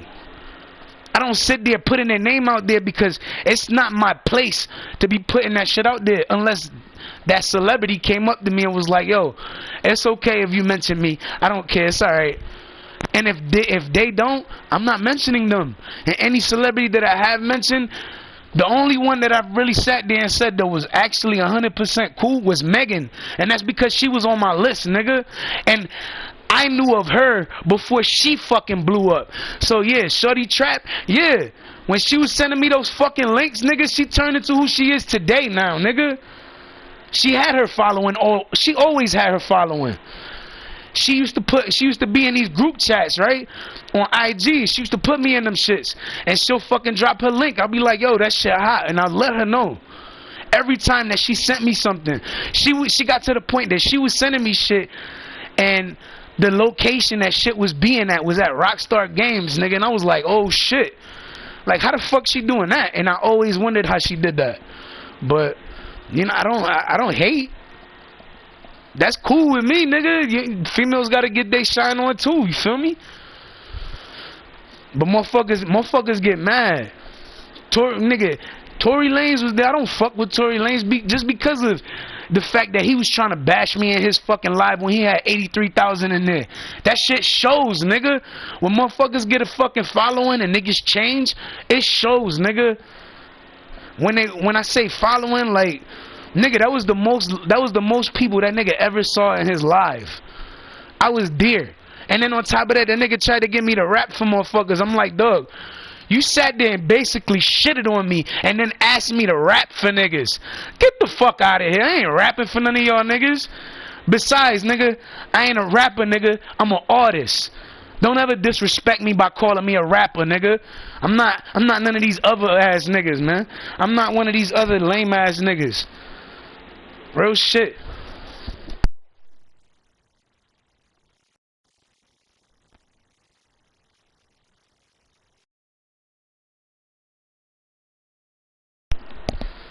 But seriously, yeah, I made a song with that nigga, but that shit don't mean nothing. Because at the end of the day, I made the song. I engineered it. All he did was the fucking hook. Excuse me, all those verses, nigga, that was me.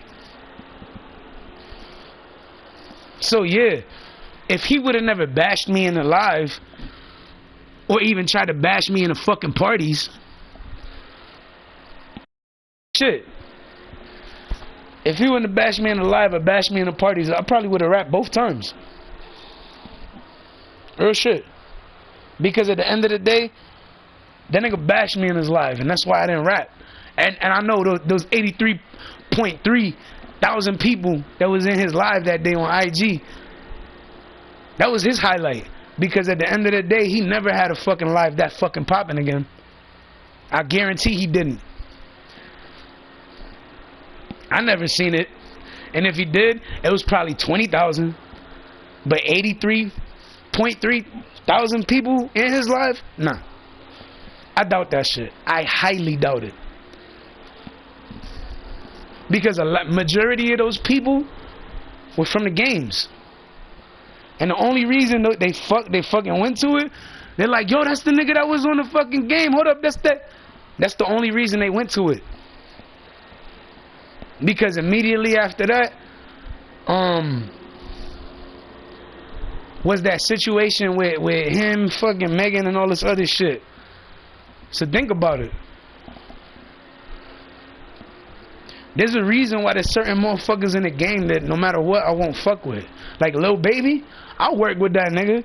That nigga a workaholic like me. And I say that because, nigga, I drop all the damn time. And every time I look, that nigga got a new fucking song posted. So yeah, I can see myself working with Lil Baby. My price is about to go up in a couple weeks, so you know what I'm saying? I'm at 30,000 a feature right now, but when my birthday hit, I'm looking at 75, nigga. Straight up, nigga. I could do everything, nigga. I could make beats. I could sing. I could rap. I could fucking do it off my head. I could write for somebody. Like, I could do videos, nigga. I could do a bunch of shit. I just lead you to believe that I'm only able, or capable, should I say, of doing certain things, and that's not true. Because I could do multiple things.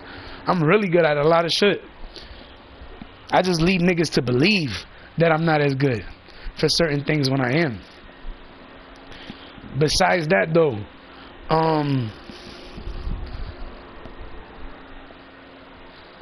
there's still, to this day, there's still a group of female celebrities to this day.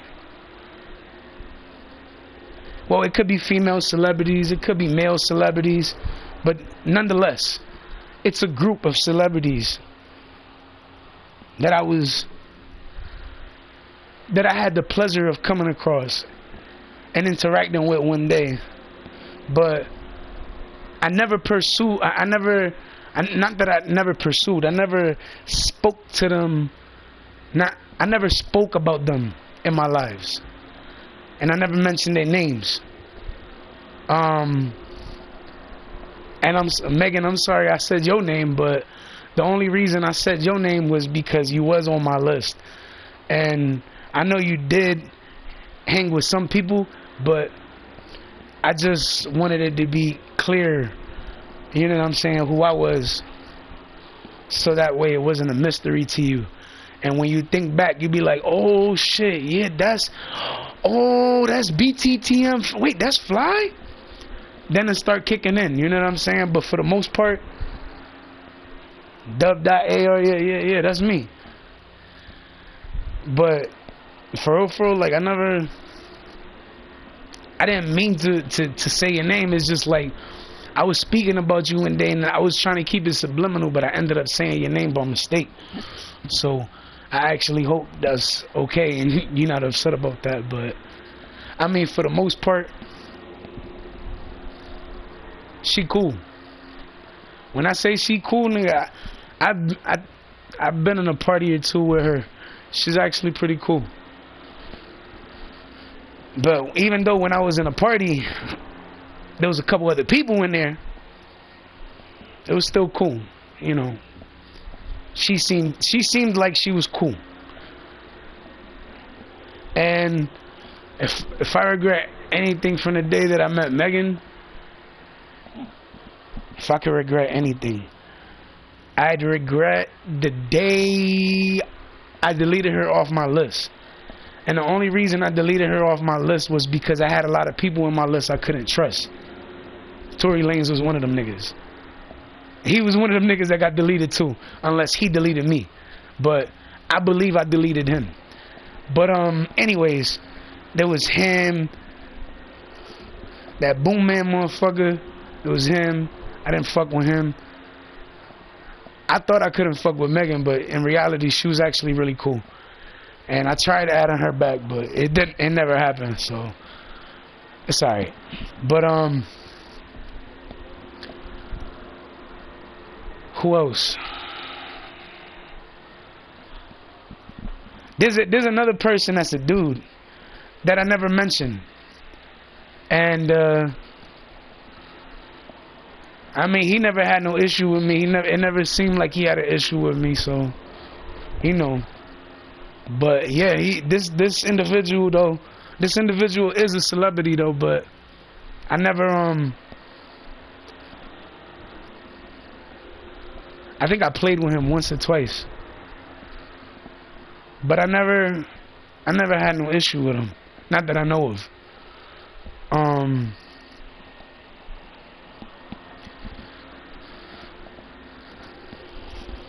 But yeah, no. For real. I never had an issue with this person. And from what I knew of this person was cool too. This dude. 21 Savage, when I first met him on the game, he seemed cool. But then I met him another time on GTA around some random ass niggas, and you know, this nigga had some random ass energy, so I wasn't really feeling that shit, and we kind of bumped heads from there. But at the end of the day, that's what that was.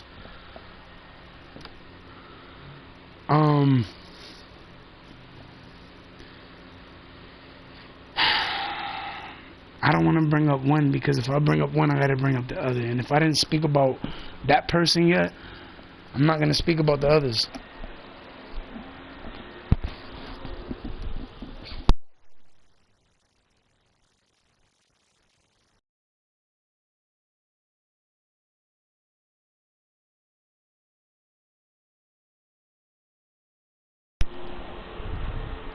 But what was I gonna say? But there is a couple cool ass motherfuckers on that shit though, that are celebrities, and some that are nice. But then also there's some that seem nice, but you don't really know because you don't actually get to interact with them, and that's because sometimes people avoid certain people because they might get a vibe or a feeling from somebody that they didn't intentionally get from that, you know, maybe a certain person, but because they never got that a certain vibe from a certain person, they never, you know, really hung or whatever. But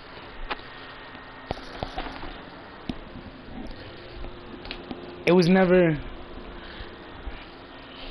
shit was never always bad.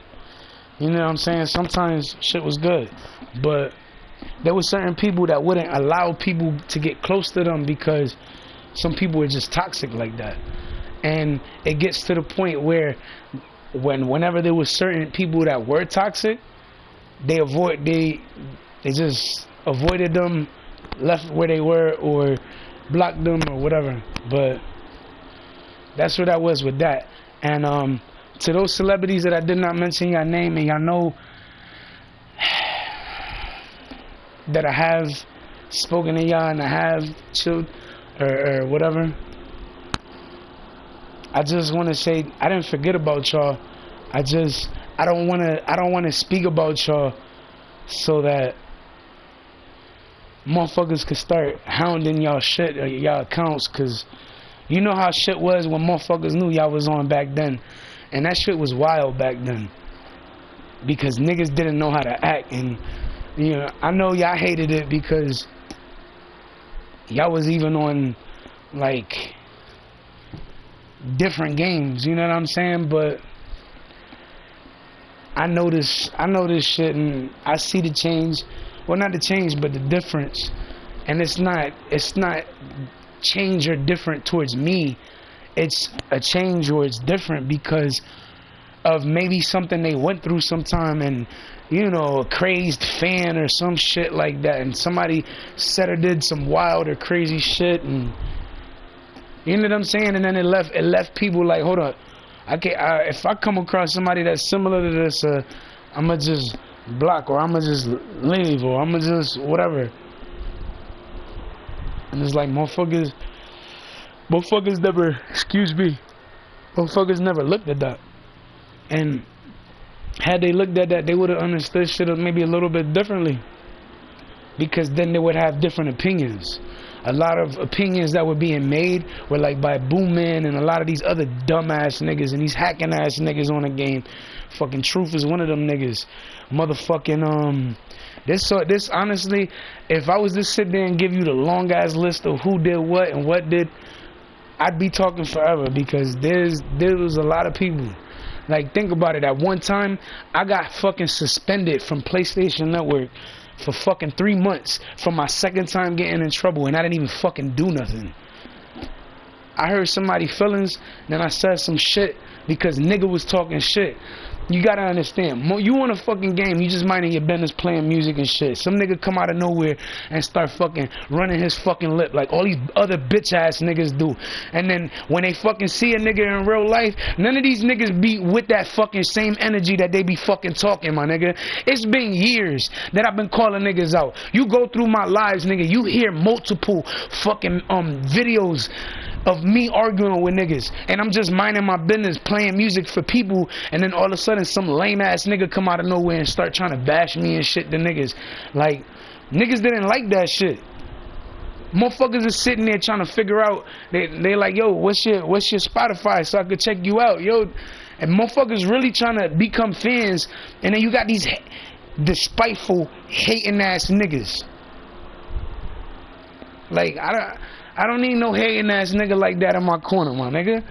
Does that mean that everybody that come around, you gonna be fucking hating? Or any nigga that's doing good, you gonna fucking sit there be trying to shit on or trying to hate on? Like, I don't got time or energy for that shit, my nigga. I'm too busy trying to make it out, nigga. I'm sick of yeah, I said I'm sick of trying to make it out. You know, I'm trying to make it out. But you gotta remember, it's just me. When I make it out, it's gonna be because I got somebody in my corner to actually help me. Cause that's the only reason why I'm still where I'm at now. Because bitch, I got my own money. And it's not about me not treating y'all right, because I treat y'all right better than the niggas that y'all be hunting down. The fuck? Think about that. Because 9 times out of 10, and if you did some dumb shit and you're like, oh, I'm dumb, or don't beat yourself up about shit that you did wrong. Because as I said earlier in the live, y'all niggas were only fucking doing shit that y'all were told to do. And as long as that's the fucking case and that's what it is, and you're not lying about nothing else, then we gonna be good. But if you're doing shit that you're not supposed to be doing, you hiding shit, you're not telling me nothing, that's a problem. At least with one of my girls, I know that I could trust them to the fullest, because at the end of the day, she's gonna tell me. And if she didn't tell me and I found out, she'd admit it. And honestly, at least with the fact that she'd admit it, I could tolerate that. There's room for improvement there. There's room to fix shit there. Because you admitted it. You already let it be known that you fucked up and you'll never do it again. But not everybody could do that. And I say not everybody could do that because if my women did tell me what was going on, a lot of this shit that's going on wouldn't be going on.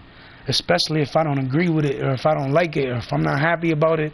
None of that shit, nigga. I mean every word.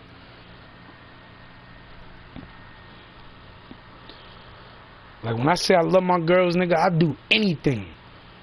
Anything for them. And there's not one person in the world that'll sit there and be like, oh, he won't. I will, nigga. Niggas talk all that tough guy shit, but nigga, that shit go out the window when you see me. All of it. All of that shit go out the fucking window. That's why that's why when I make you feel like that, that's when niggas start bringing up shit about weapons and knives and all this bullshit and other niggas, because they know that they can't fuck with a nigga. And it starts to show that these niggas can't fuck with a nigga, so they get jealous and they get envious because they're upset at the fact that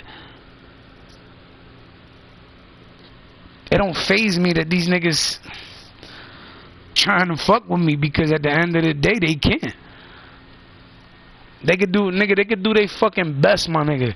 They can do their fucking best. Oh, and you gotta remember something. There is no black Dub.AR. If you see another nigga saying there's a black Dub.AR, you smack the shit out that nigga. And if you can't because you're too small, then you tell the next nigga and you tell that nigga, yo, there's no black Dub.AR. Yo, first of all, the Dub.AR is my fucking initials. That's where the whole Dub.AR came from. So yeah, my My initials spell out war, nigga. William Antonio Rivera, nigga. Yeah. So if you really want smoke, my nigga, you know where I'm at, nigga. And if you don't, go through my fucking lives because I mentioned where I'm at, nigga. Ain't nobody scared of nobody over here. Remember that shit, nigga. And when I sit there saying the shit that I say, nigga, I could back that shit up. Why you think these niggas drive by? Because they know what time it is. Nigga, you ain't ringing the fucking doorbell. You're not even gonna get out the car. You want some pussy shit, nigga. Stop trying to fuck with me. And stop trying to fuck with my bitches, my nigga. Because at the end of the day, I call them my bitches, but at the end of the day, they all my queens, nigga. And I will fuck any nigga up for my queens, nigga. Don't ever fucking think less of me, nigga.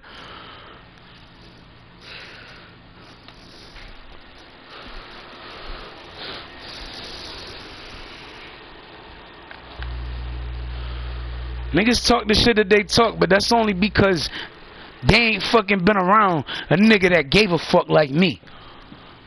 And I give a fuck in a different way because I give a fuck about different shit. I'm not gonna be the nigga that sit, oh yeah, and listening to this nigga. Nah. I'm not listening to no nigga. Because listening to any nigga is the only reason I got a fucking charge on my record in the first place. Yo, come on, let's go. We about to go to the strip club, yo. Dumbest fucking move I made was getting in that fucking car because right after this nigga got his ass whooped by us, y'all went straight over there. I was like, these dumb motherfuckers. I'm like, maybe they won't fucking show. Nigga, there was 12 police officers. There was 12 police officers across the street when that nigga got his ass whooped. 12, nigga. Literally across the fucking street. And they were all in the fucking cars. All of them. That was in the North End, nigga. Right around the corner from the damn strip club, nigga. And niggas act like niggas, come on, man. The fuck out of here, man. The dumbest shit I did was sit there and rock with y'all niggas that whole entire time, nigga. Because had I not rocked with y'all niggas that night, I would have never got arrested. Then it wouldn't be a nigga with a misdemeanor on his record. It'd be the nigga that don't even got a misdemeanor on his record. Think about that. The only reason I got arrested was because of y'all dumb ass niggas doing dumb shit. And even honestly, even if I did help that shit out, even if I did, still, I'm still not rocking with y'all niggas. They motherfuckers be like, yo, when your nigga do wrong, you still gotta stand by that nigga. Nah. That nigga turn into a rapist, that nigga ain't gonna have me looking like a fucking rapist because of his ass. Get the fuck out of here, man. That's why I cut these niggas off. You're not gonna have me looking like no fucking stalker, no rapist, or none of that shit. And one of the big reasons a lot of these chicks stopped fucking with me in the beginning is because they thought I was involved in that shit and I knew everything and I didn't.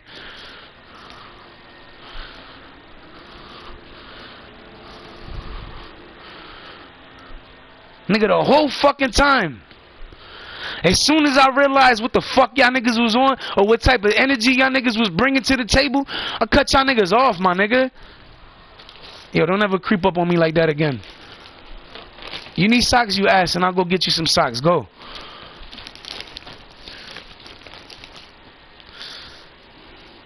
And then what broke my heart the most was that this dumbass nigga wanna be my kid's godfather, and then he gonna do the dumb shit that he did to the bitch that's supposed to be his stepmom. Like, fuck wrong with you, nigga?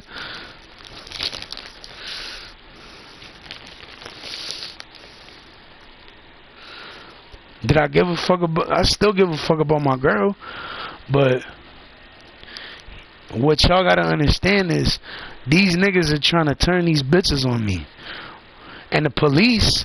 I feel like the police that are involved in this case are the ones that's helping if they're not actually trying to help me, because in reality the situation is only getting worse. And when the police are involved, it's supposed to get better. Here.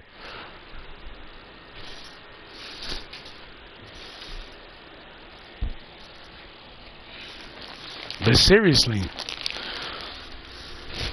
the situation is supposed to get better, and it's not better. It's actually worse, and it's because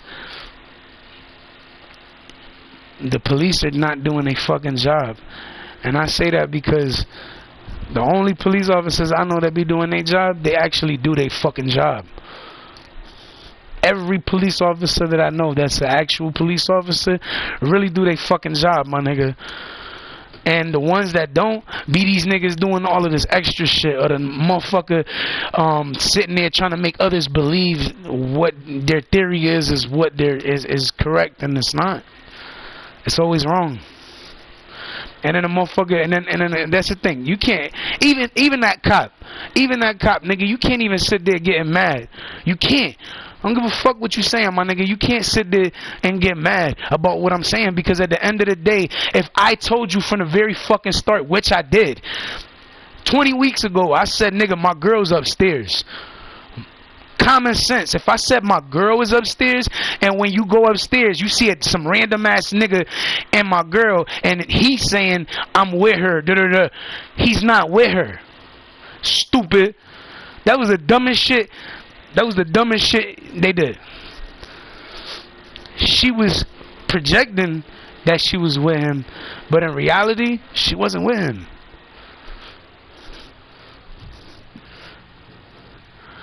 And then these niggas telling these bitches lies, making these bitches worry about them and shit. They're like, oh, and then they're just saying shit to them to make the girls feel self-pity for these niggas. You know what I'm saying? And when these motherfuckers started feeling sorry for these niggas, that's when they started, oh no, that's my, and that's and then just acting like everything was cool, and it wasn't. And it was because the nigga got into her ear. These niggas, yo, you gotta understand, these niggas is telling lies, and the lies that they telling are not true at all. Even if you paid these niggas $1 million for that shit to be true, it's not true. Put these niggas on a lie detector test and watch these niggas not pass, my nigga. Put these niggas on a lie detector test and watch these niggas not pass.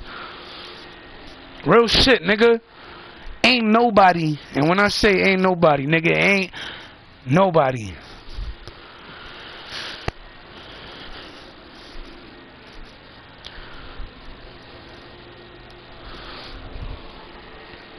Ain't nobody that fuck with these niggas fucking with these niggas, because they realize by people are approaching them on some, nigga, you a rapist. I'm like, nah, nigga, I ain't fucking with you, nah. And you gotta understand, it's getting to the point them niggas are gonna get fucked up, and it's because the system decided to let these niggas back out, knowing damn well these niggas just raped somebody. Give these niggas the charges that they're deserved. Send them motherfuckers to prison. Whatever the fuck happened, nigga. And if a motherfucker get mad that I said that shit, nigga, that's your fucking fault. Because at the end of the day, who told you to be pushing up on a bitch that didn't want to fucking be pushed up on, my nigga? At first, she didn't. But when it got to the point that bitches started getting hit, nigga, what you think started happening? Think about that, nigga. Because at the same time, I sit there, I say this shit, and I defend them. And I defend them to the fullest. And I stand by their side regardless. I know my bitches be wrong sometimes. Nobody's perfect. The same way I'm wrong when I'm wrong, I'll tell my girls I'm wrong. And I hope that they know that. Because even if I was wrong, I'm the nigga that'll sit there and say I'm wrong. Not the nigga that'll act like, oh, nah, it's always been like, and just act like everything's cool, and it's not.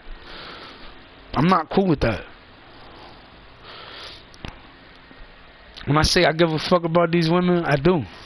Because if I didn't give a fuck about them, I wouldn't be going on 2 hours first thing in the morning talking about them.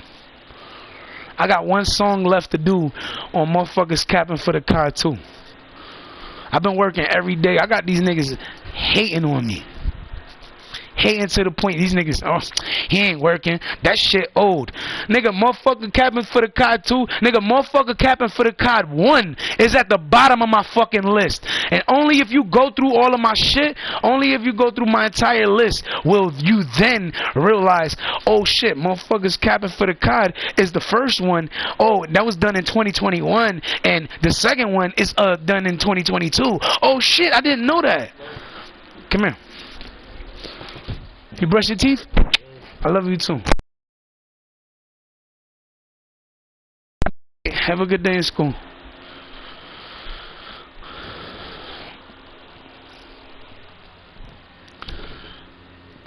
But serious, and it's like, you gotta remember something. My son, everybody like, oh, but what about his son? Nigga, first of all, when that whole issue happened, my son was asleep the whole fucking time. So when he got up, he didn't even know what was going on. So that's why he was like, oh, my dad, I think my dad's elucidating, because you gotta understand, he got up after everything was done. He had no idea. He basically had no knowledge at all of what happened. That's why he was like, oh yeah, he must be, because he didn't know. Now mind you, if he knew, he'd be like, yeah, my dad gonna kick your ass. No. Remember that. I'm not saying this shit just to say this shit, my nigga. When you see me, nigga, I'm wearing black socks, nigga, black t-shirt, and motherfucking camo fucking pants, my nigga. Camo pajama pants. That's what I'm wearing, nigga. These other niggas is imitations of me, my nigga. I'm what these niggas could never be, even if they try, my nigga. I'm the reason for these niggas jealousy. I'm the reason for these niggas hate. Because I've been that nigga. And when I say I'm gonna stand by my girl Bree side forever, nigga, I mean that shit. Because at the end of the day, nigga, I was there. Nigga, she would have changed. Nigga, being with her from the fucking jump, nigga, I would have became a cop, nigga. And I keep saying it because it's true, nigga. If I would have, nigga, if I would have hooked up with her the way I hooked up with her in 2017 when I was 13, I would have been a cop today. And I would have had a lot of y'all dumbass niggas locked up, because I'm not stupid. And even then, I still knew shit. Even then I knew shit, but I didn't know everything. There was more shit that I needed to know than anything else, but for the most part, I knew what I knew, and I made the best out of that shit. Motherfuckers would get on some hating shit with a nigga because they never wanted to see a nigga do good. They never wanted to see a nigga shine. They never wanted to see a nigga winning. And it was bad enough that I was in rank 2 for fucking years. Like, nigga, literally solid years. I would drop from rank 2, go to 3, and then the very next day back at 2. And I'd be there the rest. Come on, man. That's what I was really doing, nigga. So when I sit there saying that shit, nigga, I should be at the top right now. And all of them niggas you got in the top 6, top 7, anybody that's above my rank right now, all them niggas is bitches. They all is. And they all know that they is, because nigga, ain't nobody capping over here. Y'all the only niggas that sit there like, yo, if you don't put that nigga rank down, I'm gonna shoot your head off, or I'm gonna shoot your family, I'm gonna shoot. That's the dumb shit y'all niggas be on. Hotbox niggas shit.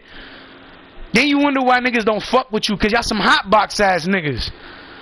Even when niggas was on the block trying to get money.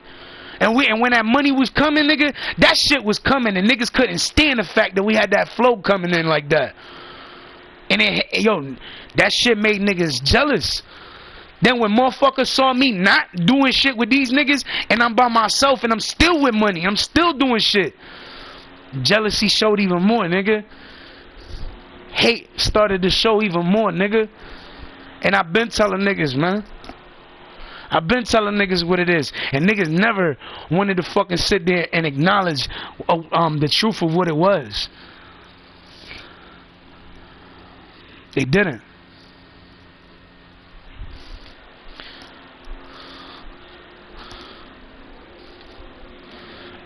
I repeat, nobody told me shit. But if my girls, or any of my girls, is in trouble with the law for any reason, I'm their witness. Everything that they've been doing has been because they've been forced to do it. They did something they wasn't supposed to is because they were forced to do it. Don't fucking sit there saying no because you trying to cover for a nigga. Fuck them niggas. Because at the end of the day, them niggas ain't give a fuck when they were hitting you. Them niggas gave a fuck after they hit you. Think about it. After the nigga hit you.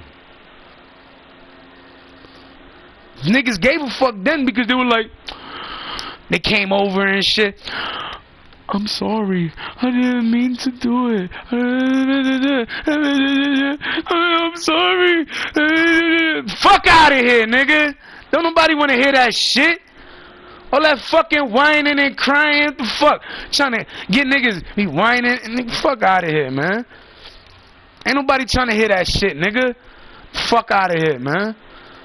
All that whining and crying shit. And then the second that I fucking said something to your bitch ass, you smacked the shit out of her. After you just sat there crying to her. Yeah, that shows how much you care, right? Schizophrenic ass niggas. Fuck out of here. And it's funny, because niggas act like I'm the most illiterate and the most dumb motherfucker, but none of these niggas got a 4.1 GPA though, right? None of them. All of these niggas is dumb. I did. 2008 I graduated. Niggas is mad. Been that nigga for a long time. Ain't no shame in my game, nigga. Cause at the end of the day, I knew what I was doing. I know how to talk to women. That's why women love me, because I know how to talk to them.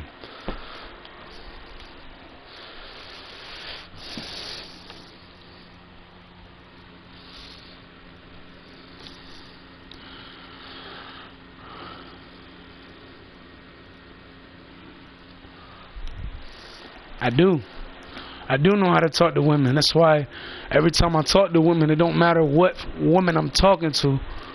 When I start the conversation with them and say a little joke, nigga, they gonna laugh. Whether it's really funny, sort of funny, or stupid funny, or just a fucking joke that just make you laugh and be like, nigga, you fucking stupid. Even that.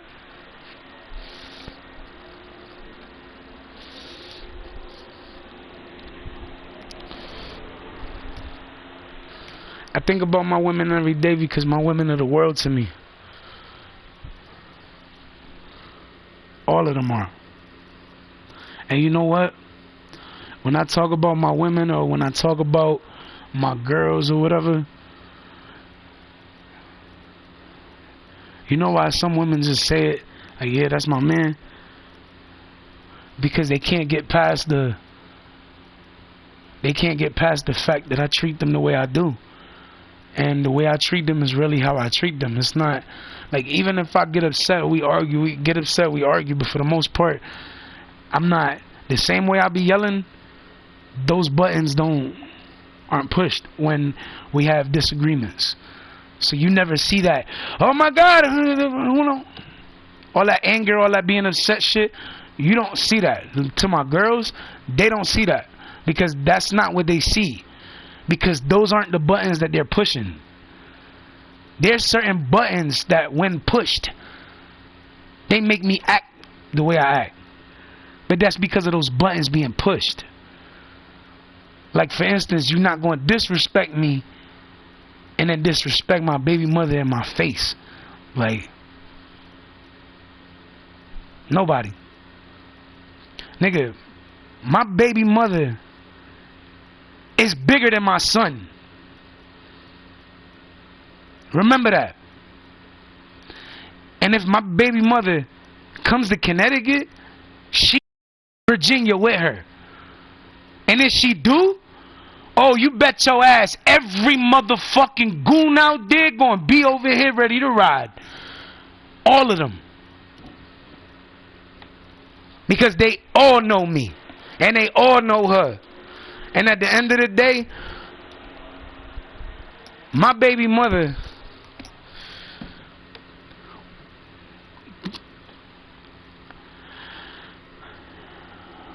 and I got in a fight. Not with each other. With her best friend and her best friend's man at the time. That shit really happened. I never seen my baby mother hit somebody one time, knock them all the way the fuck down to the ground, pull their ass the fuck back up, say I'm sorry, and then bang, hit her ass and knock her ass right back the fuck back down. Majority of that was because she said something that was about me. When she saw her and her man coming towards me, she ran outside. She didn't just go outside, she ran outside. And then she got in a fight with her best friend at the time. Think about it. Because she did. And every time I hit her fucking boyfriend, that nigga fucking dropped. Bang! Everybody from fucking down south will tell you that shit, nigga. Everybody. Especially if you from Roanoke, nigga. Don't get it confused, nigga. Roanoke got a thing for some gangsters out there. You ain't know, nigga? I know, because I know a couple gangsters out there. And it don't matter what their color is, their hair, their race, none of that shit. Because even different races had gangsters out there. You know what I'm saying? So yeah, you had the goody goodies, but you also had the gutter ass niggas in the hood. And you gotta remember something. I was always in the hood. When I wasn't, I was at my house. Because my house was right next to the fucking rich side of town. And I was next to the radio station. So life was good. I enjoyed every fucking day out there. Do I miss being out there? Sometimes. But I remember the first time I went over there. I couldn't get past all the fucking hills. It was like, yo, that shit's so beautiful. Because it's beautiful out there, nigga. When you see all those hills with the fucking...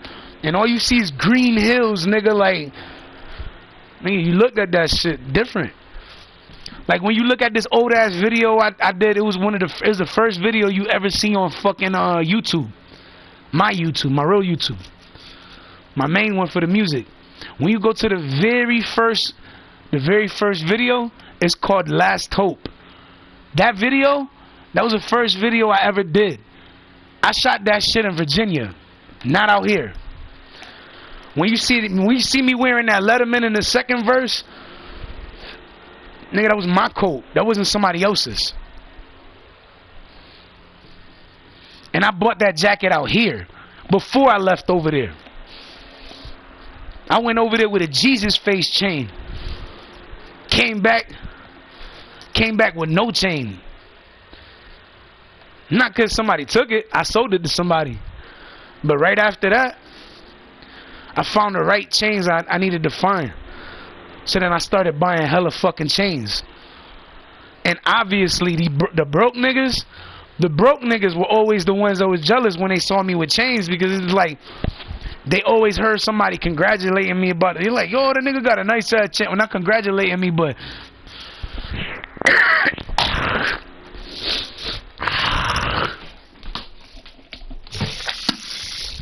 not congratulating me, but telling me shit, you know what I'm saying? But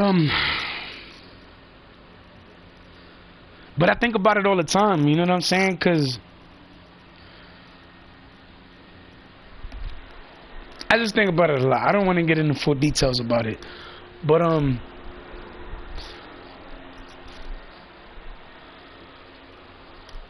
I just hope that my girls know.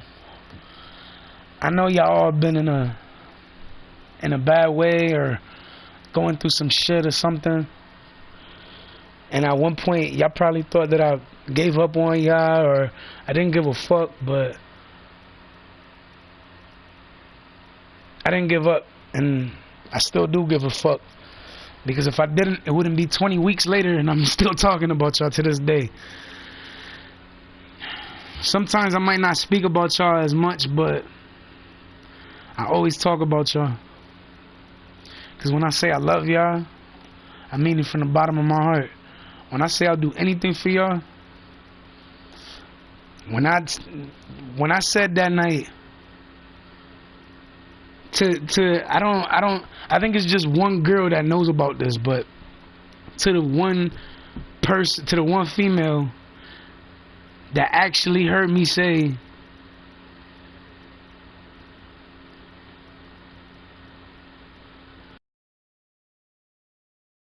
I'm an alpha male for that pussy, nigga.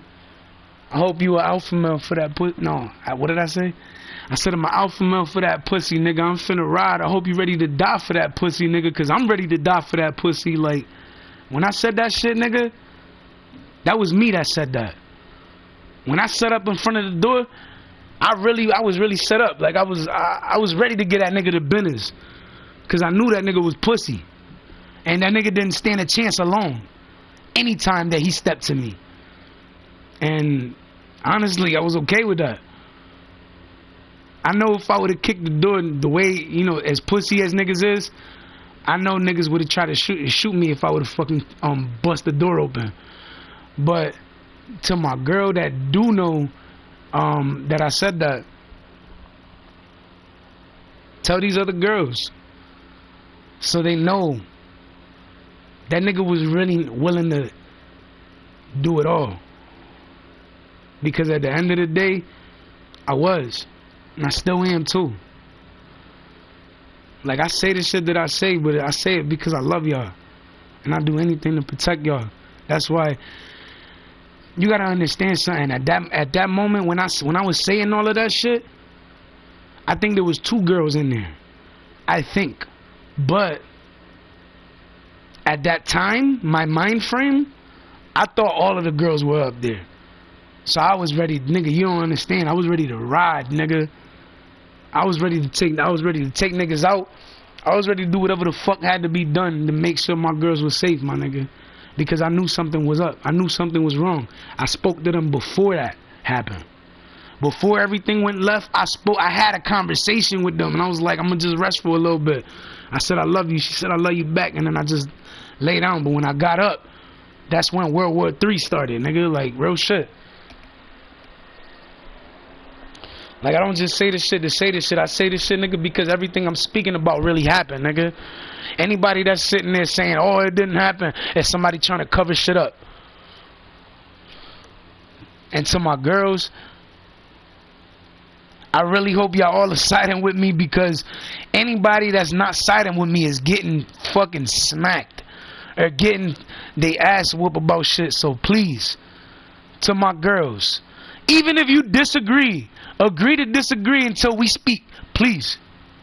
That's all I'm gonna say, because yo, motherfuckers is at the point where niggas is really getting their ass whooped. And the last thing I want is for any of my girls to get in the mix in the middle of some shit, because you know what I'm saying, I said something and it was on the strength of somebody defending them on their behalf. That's why I said it, or I brought it up. And it wasn't for you to look at it a certain way. It's for you to take note of what I'm saying, apply, and stop making the same mistakes. You know what I'm saying? Because I know them niggas, oh, if you, I'm gonna kill that nigga. I'm gonna kill that nigga in his sleep. The most the nigga did was hit me in my chest. Niggas is pussy. And I say that because all that shit did was make me stronger. And when I sit there like, nigga, fuck y'all niggas up, I started going live, and when I was going live, I was hearing shit while I was live. I didn't know who it was from, how I was hearing it, but I was hearing shit. And that's when I would say certain things in my live. And motherfuckers be like, and that's when I heard the negative shit also. And when I heard the negative shit, that shit made me react. So I'll say what I had to say, and then niggas like, oh, I'ma fuck that nigga up. And then when I bring out that energy that these niggas don't fucking see that often, niggas got scared. And I'm like, my nigga, at the end of the day, you sitting there hitting women, stalking them, raping them, they telling you no, you fucking like, yeah. No, nigga. Bitch said no, it means no, nigga. No means no. It's like, y'all motherfuckers are quick to fucking sit there and act like, it's one thing if shorty with you, and y'all always fucking, and then she's like, no, and she's playing hard to get, and then she gets it, and then she gives it to you anyways. That's different. This situation is not that. She's literally telling them, no, I don't, and they're still taking it a lo cojones. Pay attention to what I've been telling you, my nigga, because that's exactly what's been going on. And the scariest shit is that I know it and not one fucking person told me. And just because nobody actually came to me and said it, motherfuckers automatically assume this shit's not really going on.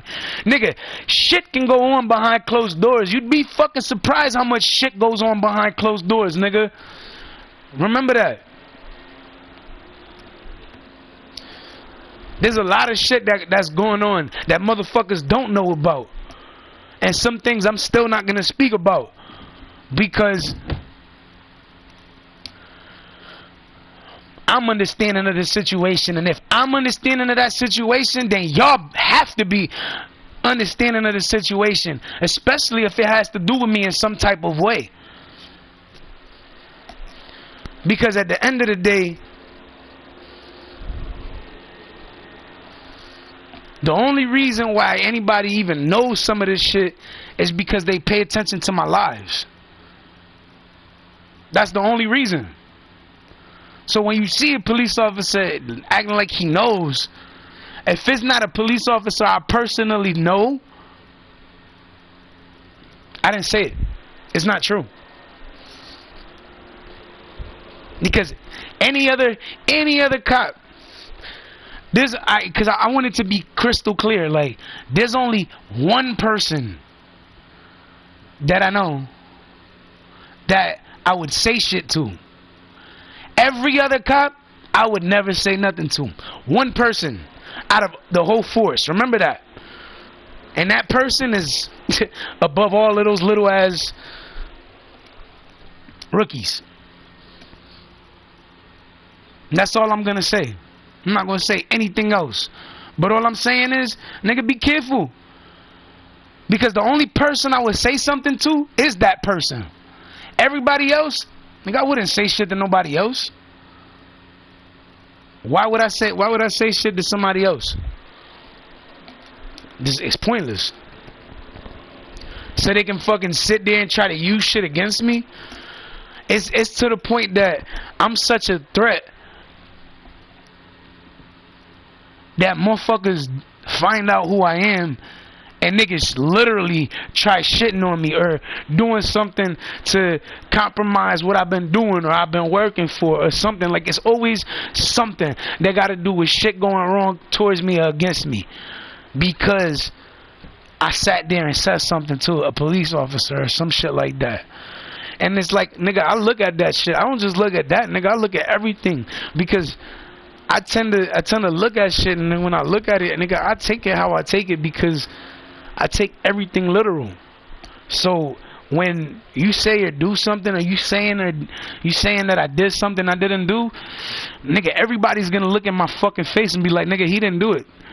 Because the reaction that I get when I fucking hear that I did something that I didn't do, that look on my face is gonna have you looking stupid.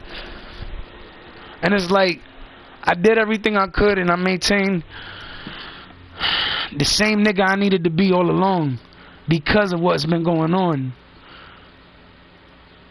And when I realized that niggas was just forcing the chicks to say that they didn't want to be with me, that's when I stopped paying attention. That's when I started saying, all right, well, we're going to stretch this shit out to July. And I said it, and I said it before in my other lives, and I made it clear, like, if I feel like niggas is still doing the same shit, I'm going to stretch that shit to December. And that's what these niggas really ain't going to want to do then, because then,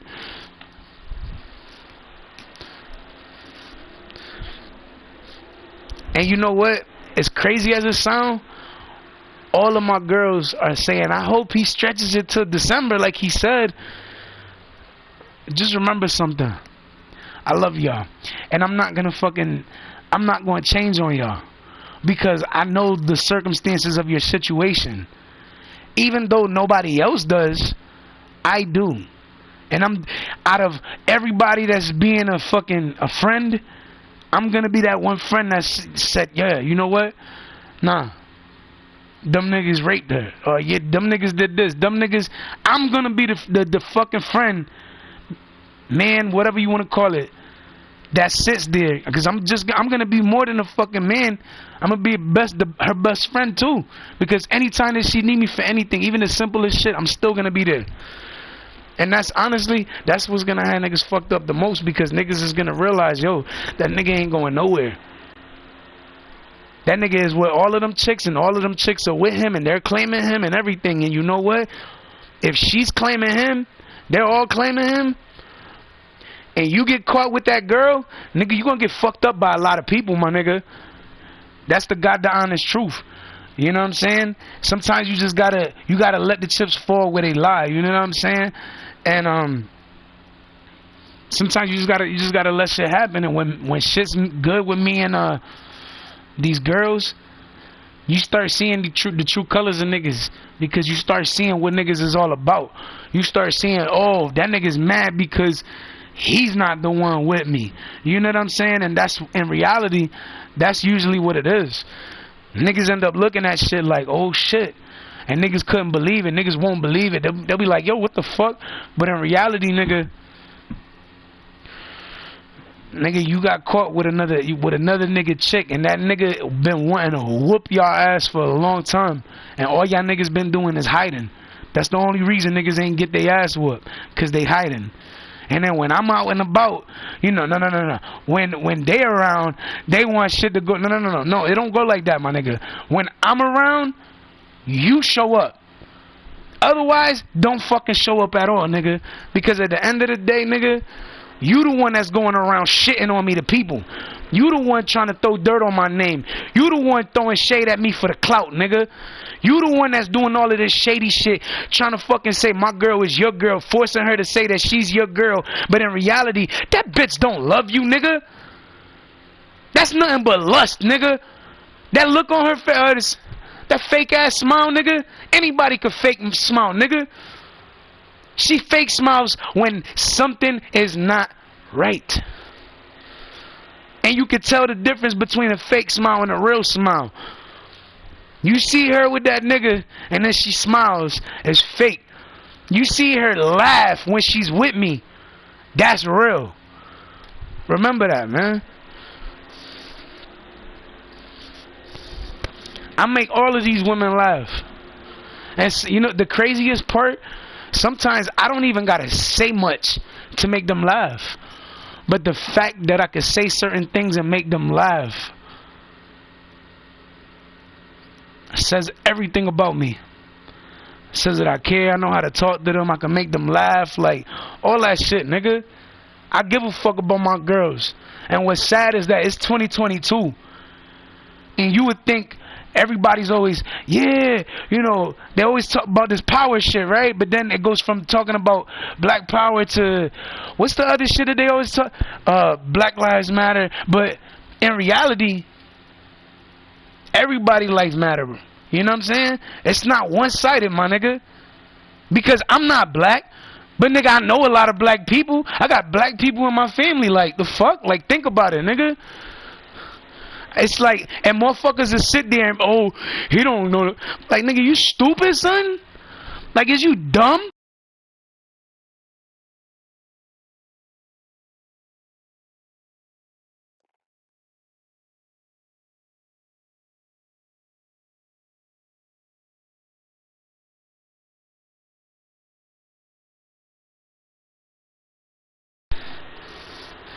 My niece is black and Puerto Rican, nigga. Think about it.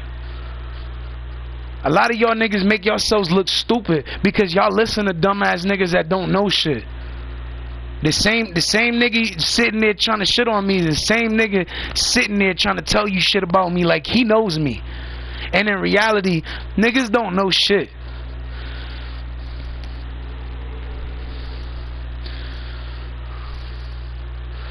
I'm like, my nigga, listen to what I'm telling you. If you see somebody saying that Dub.AR, I got that name from my initials because my original name used to be Dub.A.R. I know it. I hated it because it was like too many dots. I was like, what if I just said Dub.AR? I'm like, that got a little ring to it. And I was like, yeah. And I'm like, hold on, somebody gonna be like, where that dub came from though? The dub came from the W in my fucking name. You know, Dub C, W and the letter C, Dub C. Alright, we'll take that dub, use the dub as the W, and then you take the AR and put that shit together, but put a period in between the dub and the AR. Dub.AR. Hello. That's where my name came from. My initials, fool. It's not because I like problems and I said, oh yeah, my fucking rap name is gonna be Dub.AR. Like, no. I fucking brainstormed that shit for like a good week before I actually came up with it. So yeah, niggas be in their feelings, but they in their feelings because these niggas ain't never been me. These niggas seen all the fucking things that they've done to try to stop me along my journey.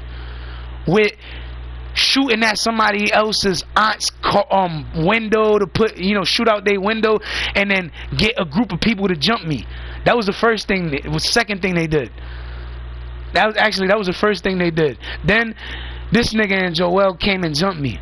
Then this nigga seen me after because niggas went up to him one day and said, oh, that nigga, fuck did he say? Oh, nigga, you only went over there and did all of that shit because this nigga was with you. So then he wanted to prove that he could do it by himself.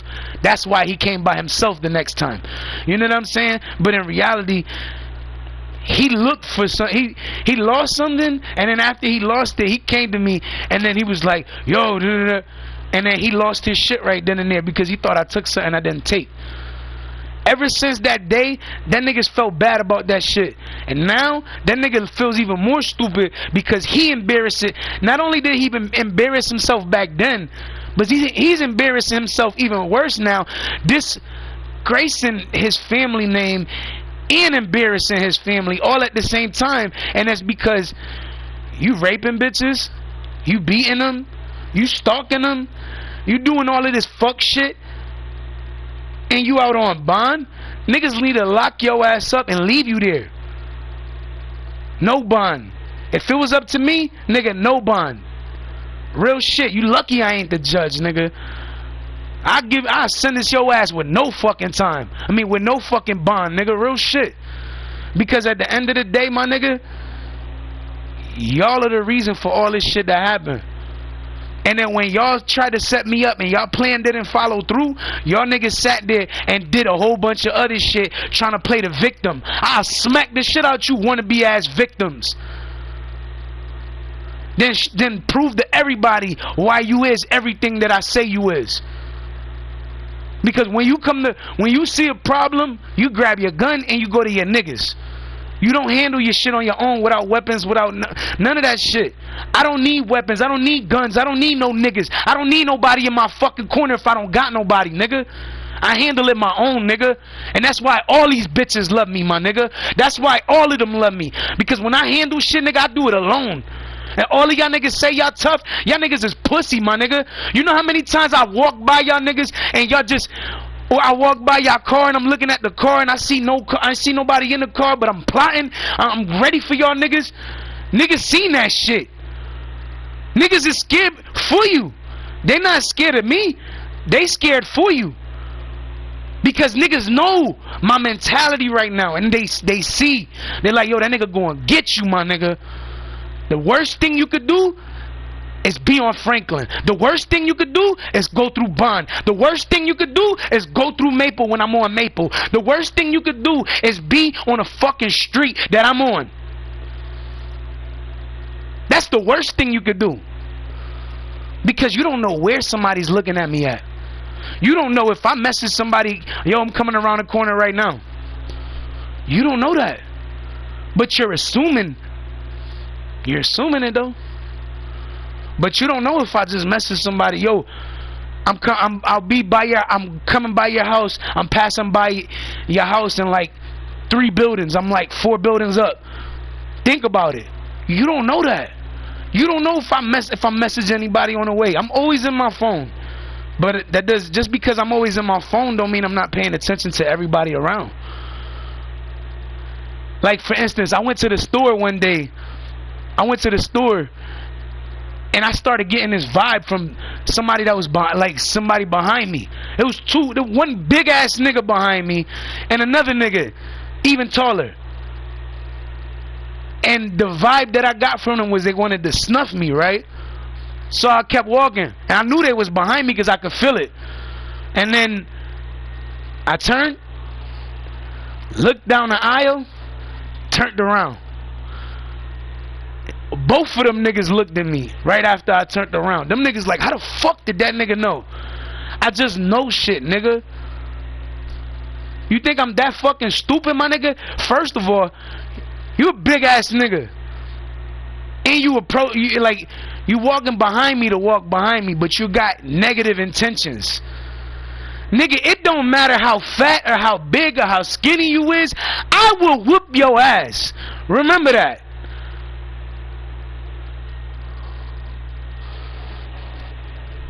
And niggas do all the talking that they talk, but it's all talk, nigga.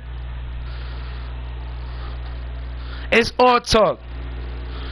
And niggas know that it's all talk. I ain't got no hair on my tongue for nobody, nigga.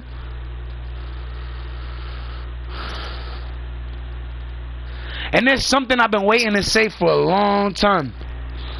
And I'm still gonna wait to say it. Excuse me.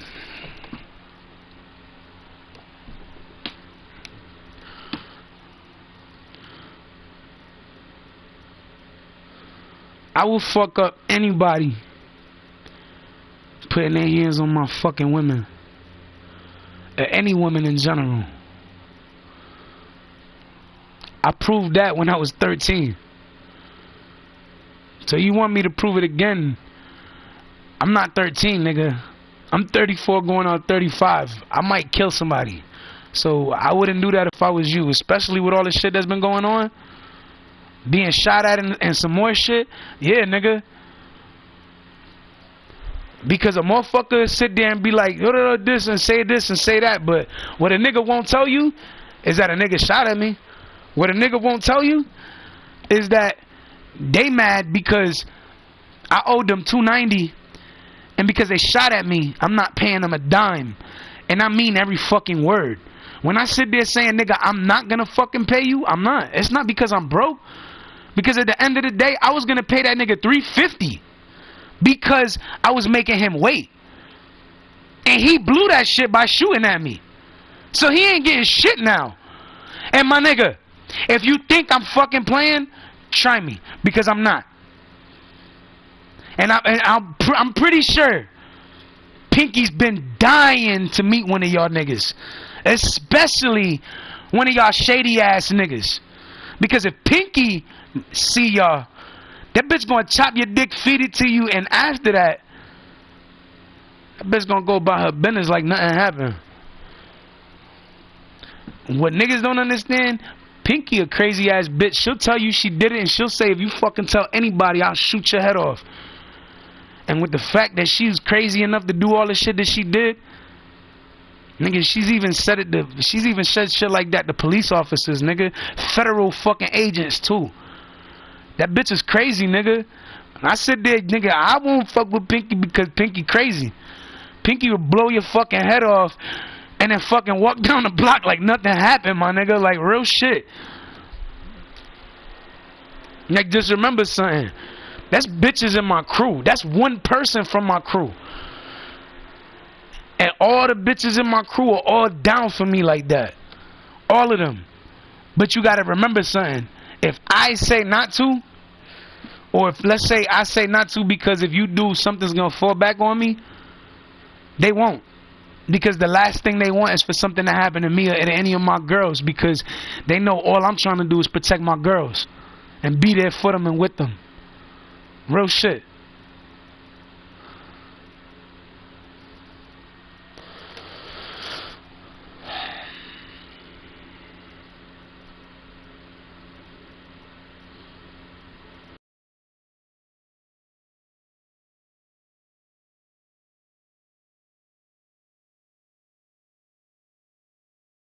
But I mean everything I say.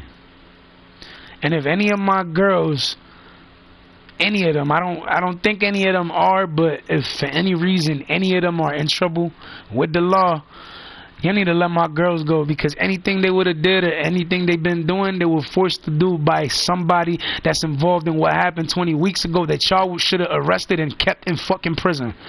And because y'all didn't, these niggas not only run these streets freely now, but they're also a threat to society, and you allowed that shit to happen by not leaving them niggas incarcerated where they were, allowing these niggas to get out on bond.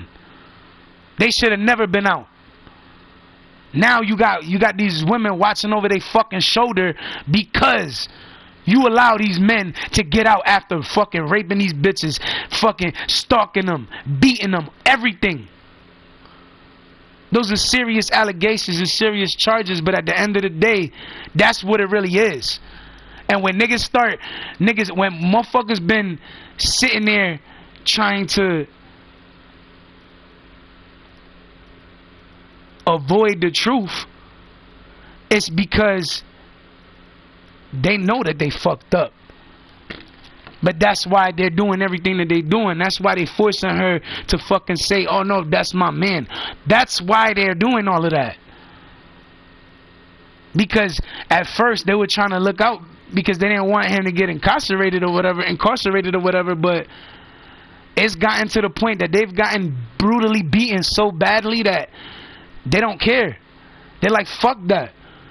But not all of them are thinking like that, because at the same time, some of them are still getting hit really badly. And the ones that aren't are the ones that you fucking see. And the ones that you don't see are the ones that you have to pray for and hope that they're okay. Because at the end of the day, we don't know where they at. And we just hoping wherever they are, they're okay. And to any that do know,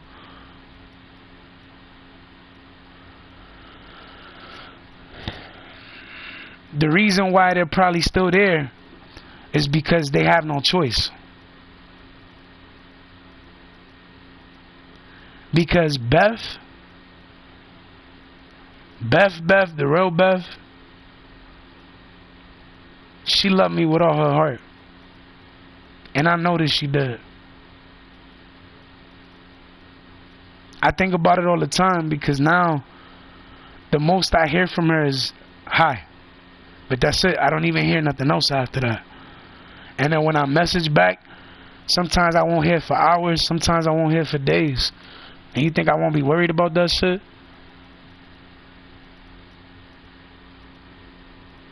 When I sit there and I'm thinking about my girls, nigga, I'm really thinking about them. Like, they mean the world to me. Like, I know I'm not perfect. I know I made mistakes, but I'm trying my best to do everything I can to be who the hell I'm supposed to be, and to continue to do everything that I was supposed to do all along.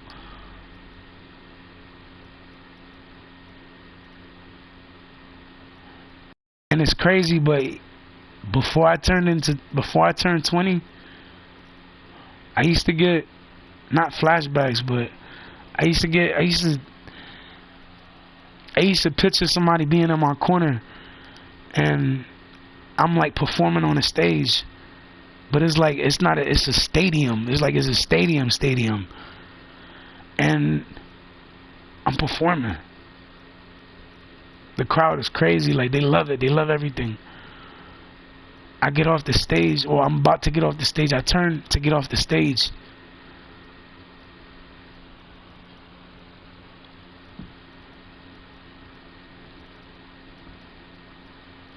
And my girl was there. She put her hands over her nose and her mouth because she was proud of me.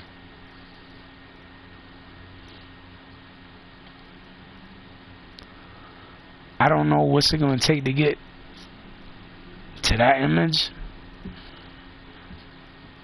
To make that image a reality. I don't know what it's going to take, but I know I'm not going to give up on it. Whether it was one of them or it was all of them, they were proud of me. And honestly, that always kept me going. Because I would always think about that moment. And I would always wonder who was it? Who would it be that I turned to from my performance and they're standing right there waiting on me. And I'm just thinking to myself, who? Maybe it was all of these girls.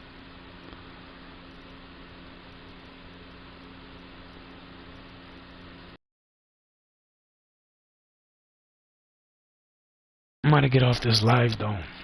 I've been live for 2 hours and 45 minutes, almost 3 hours.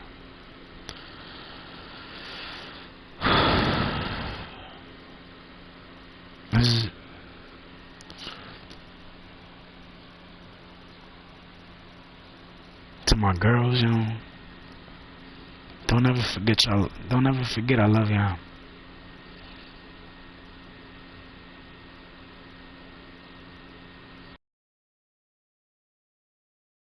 And if you see a nigga getting upset, make sure you step back away if you see them getting closer, because that means they're one step closer to hitting you.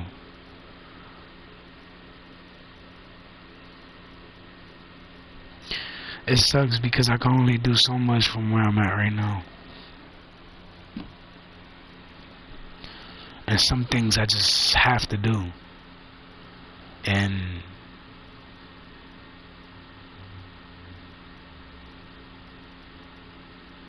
I just pray to God that I never forget that my girls love me.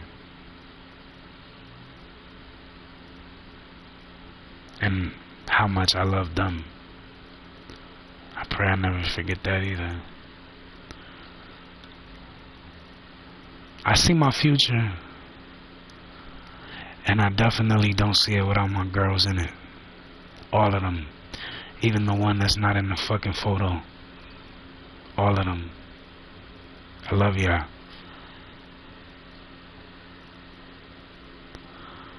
I'll talk to y'all as soon as I can. Or the next time I go live or whatever. Just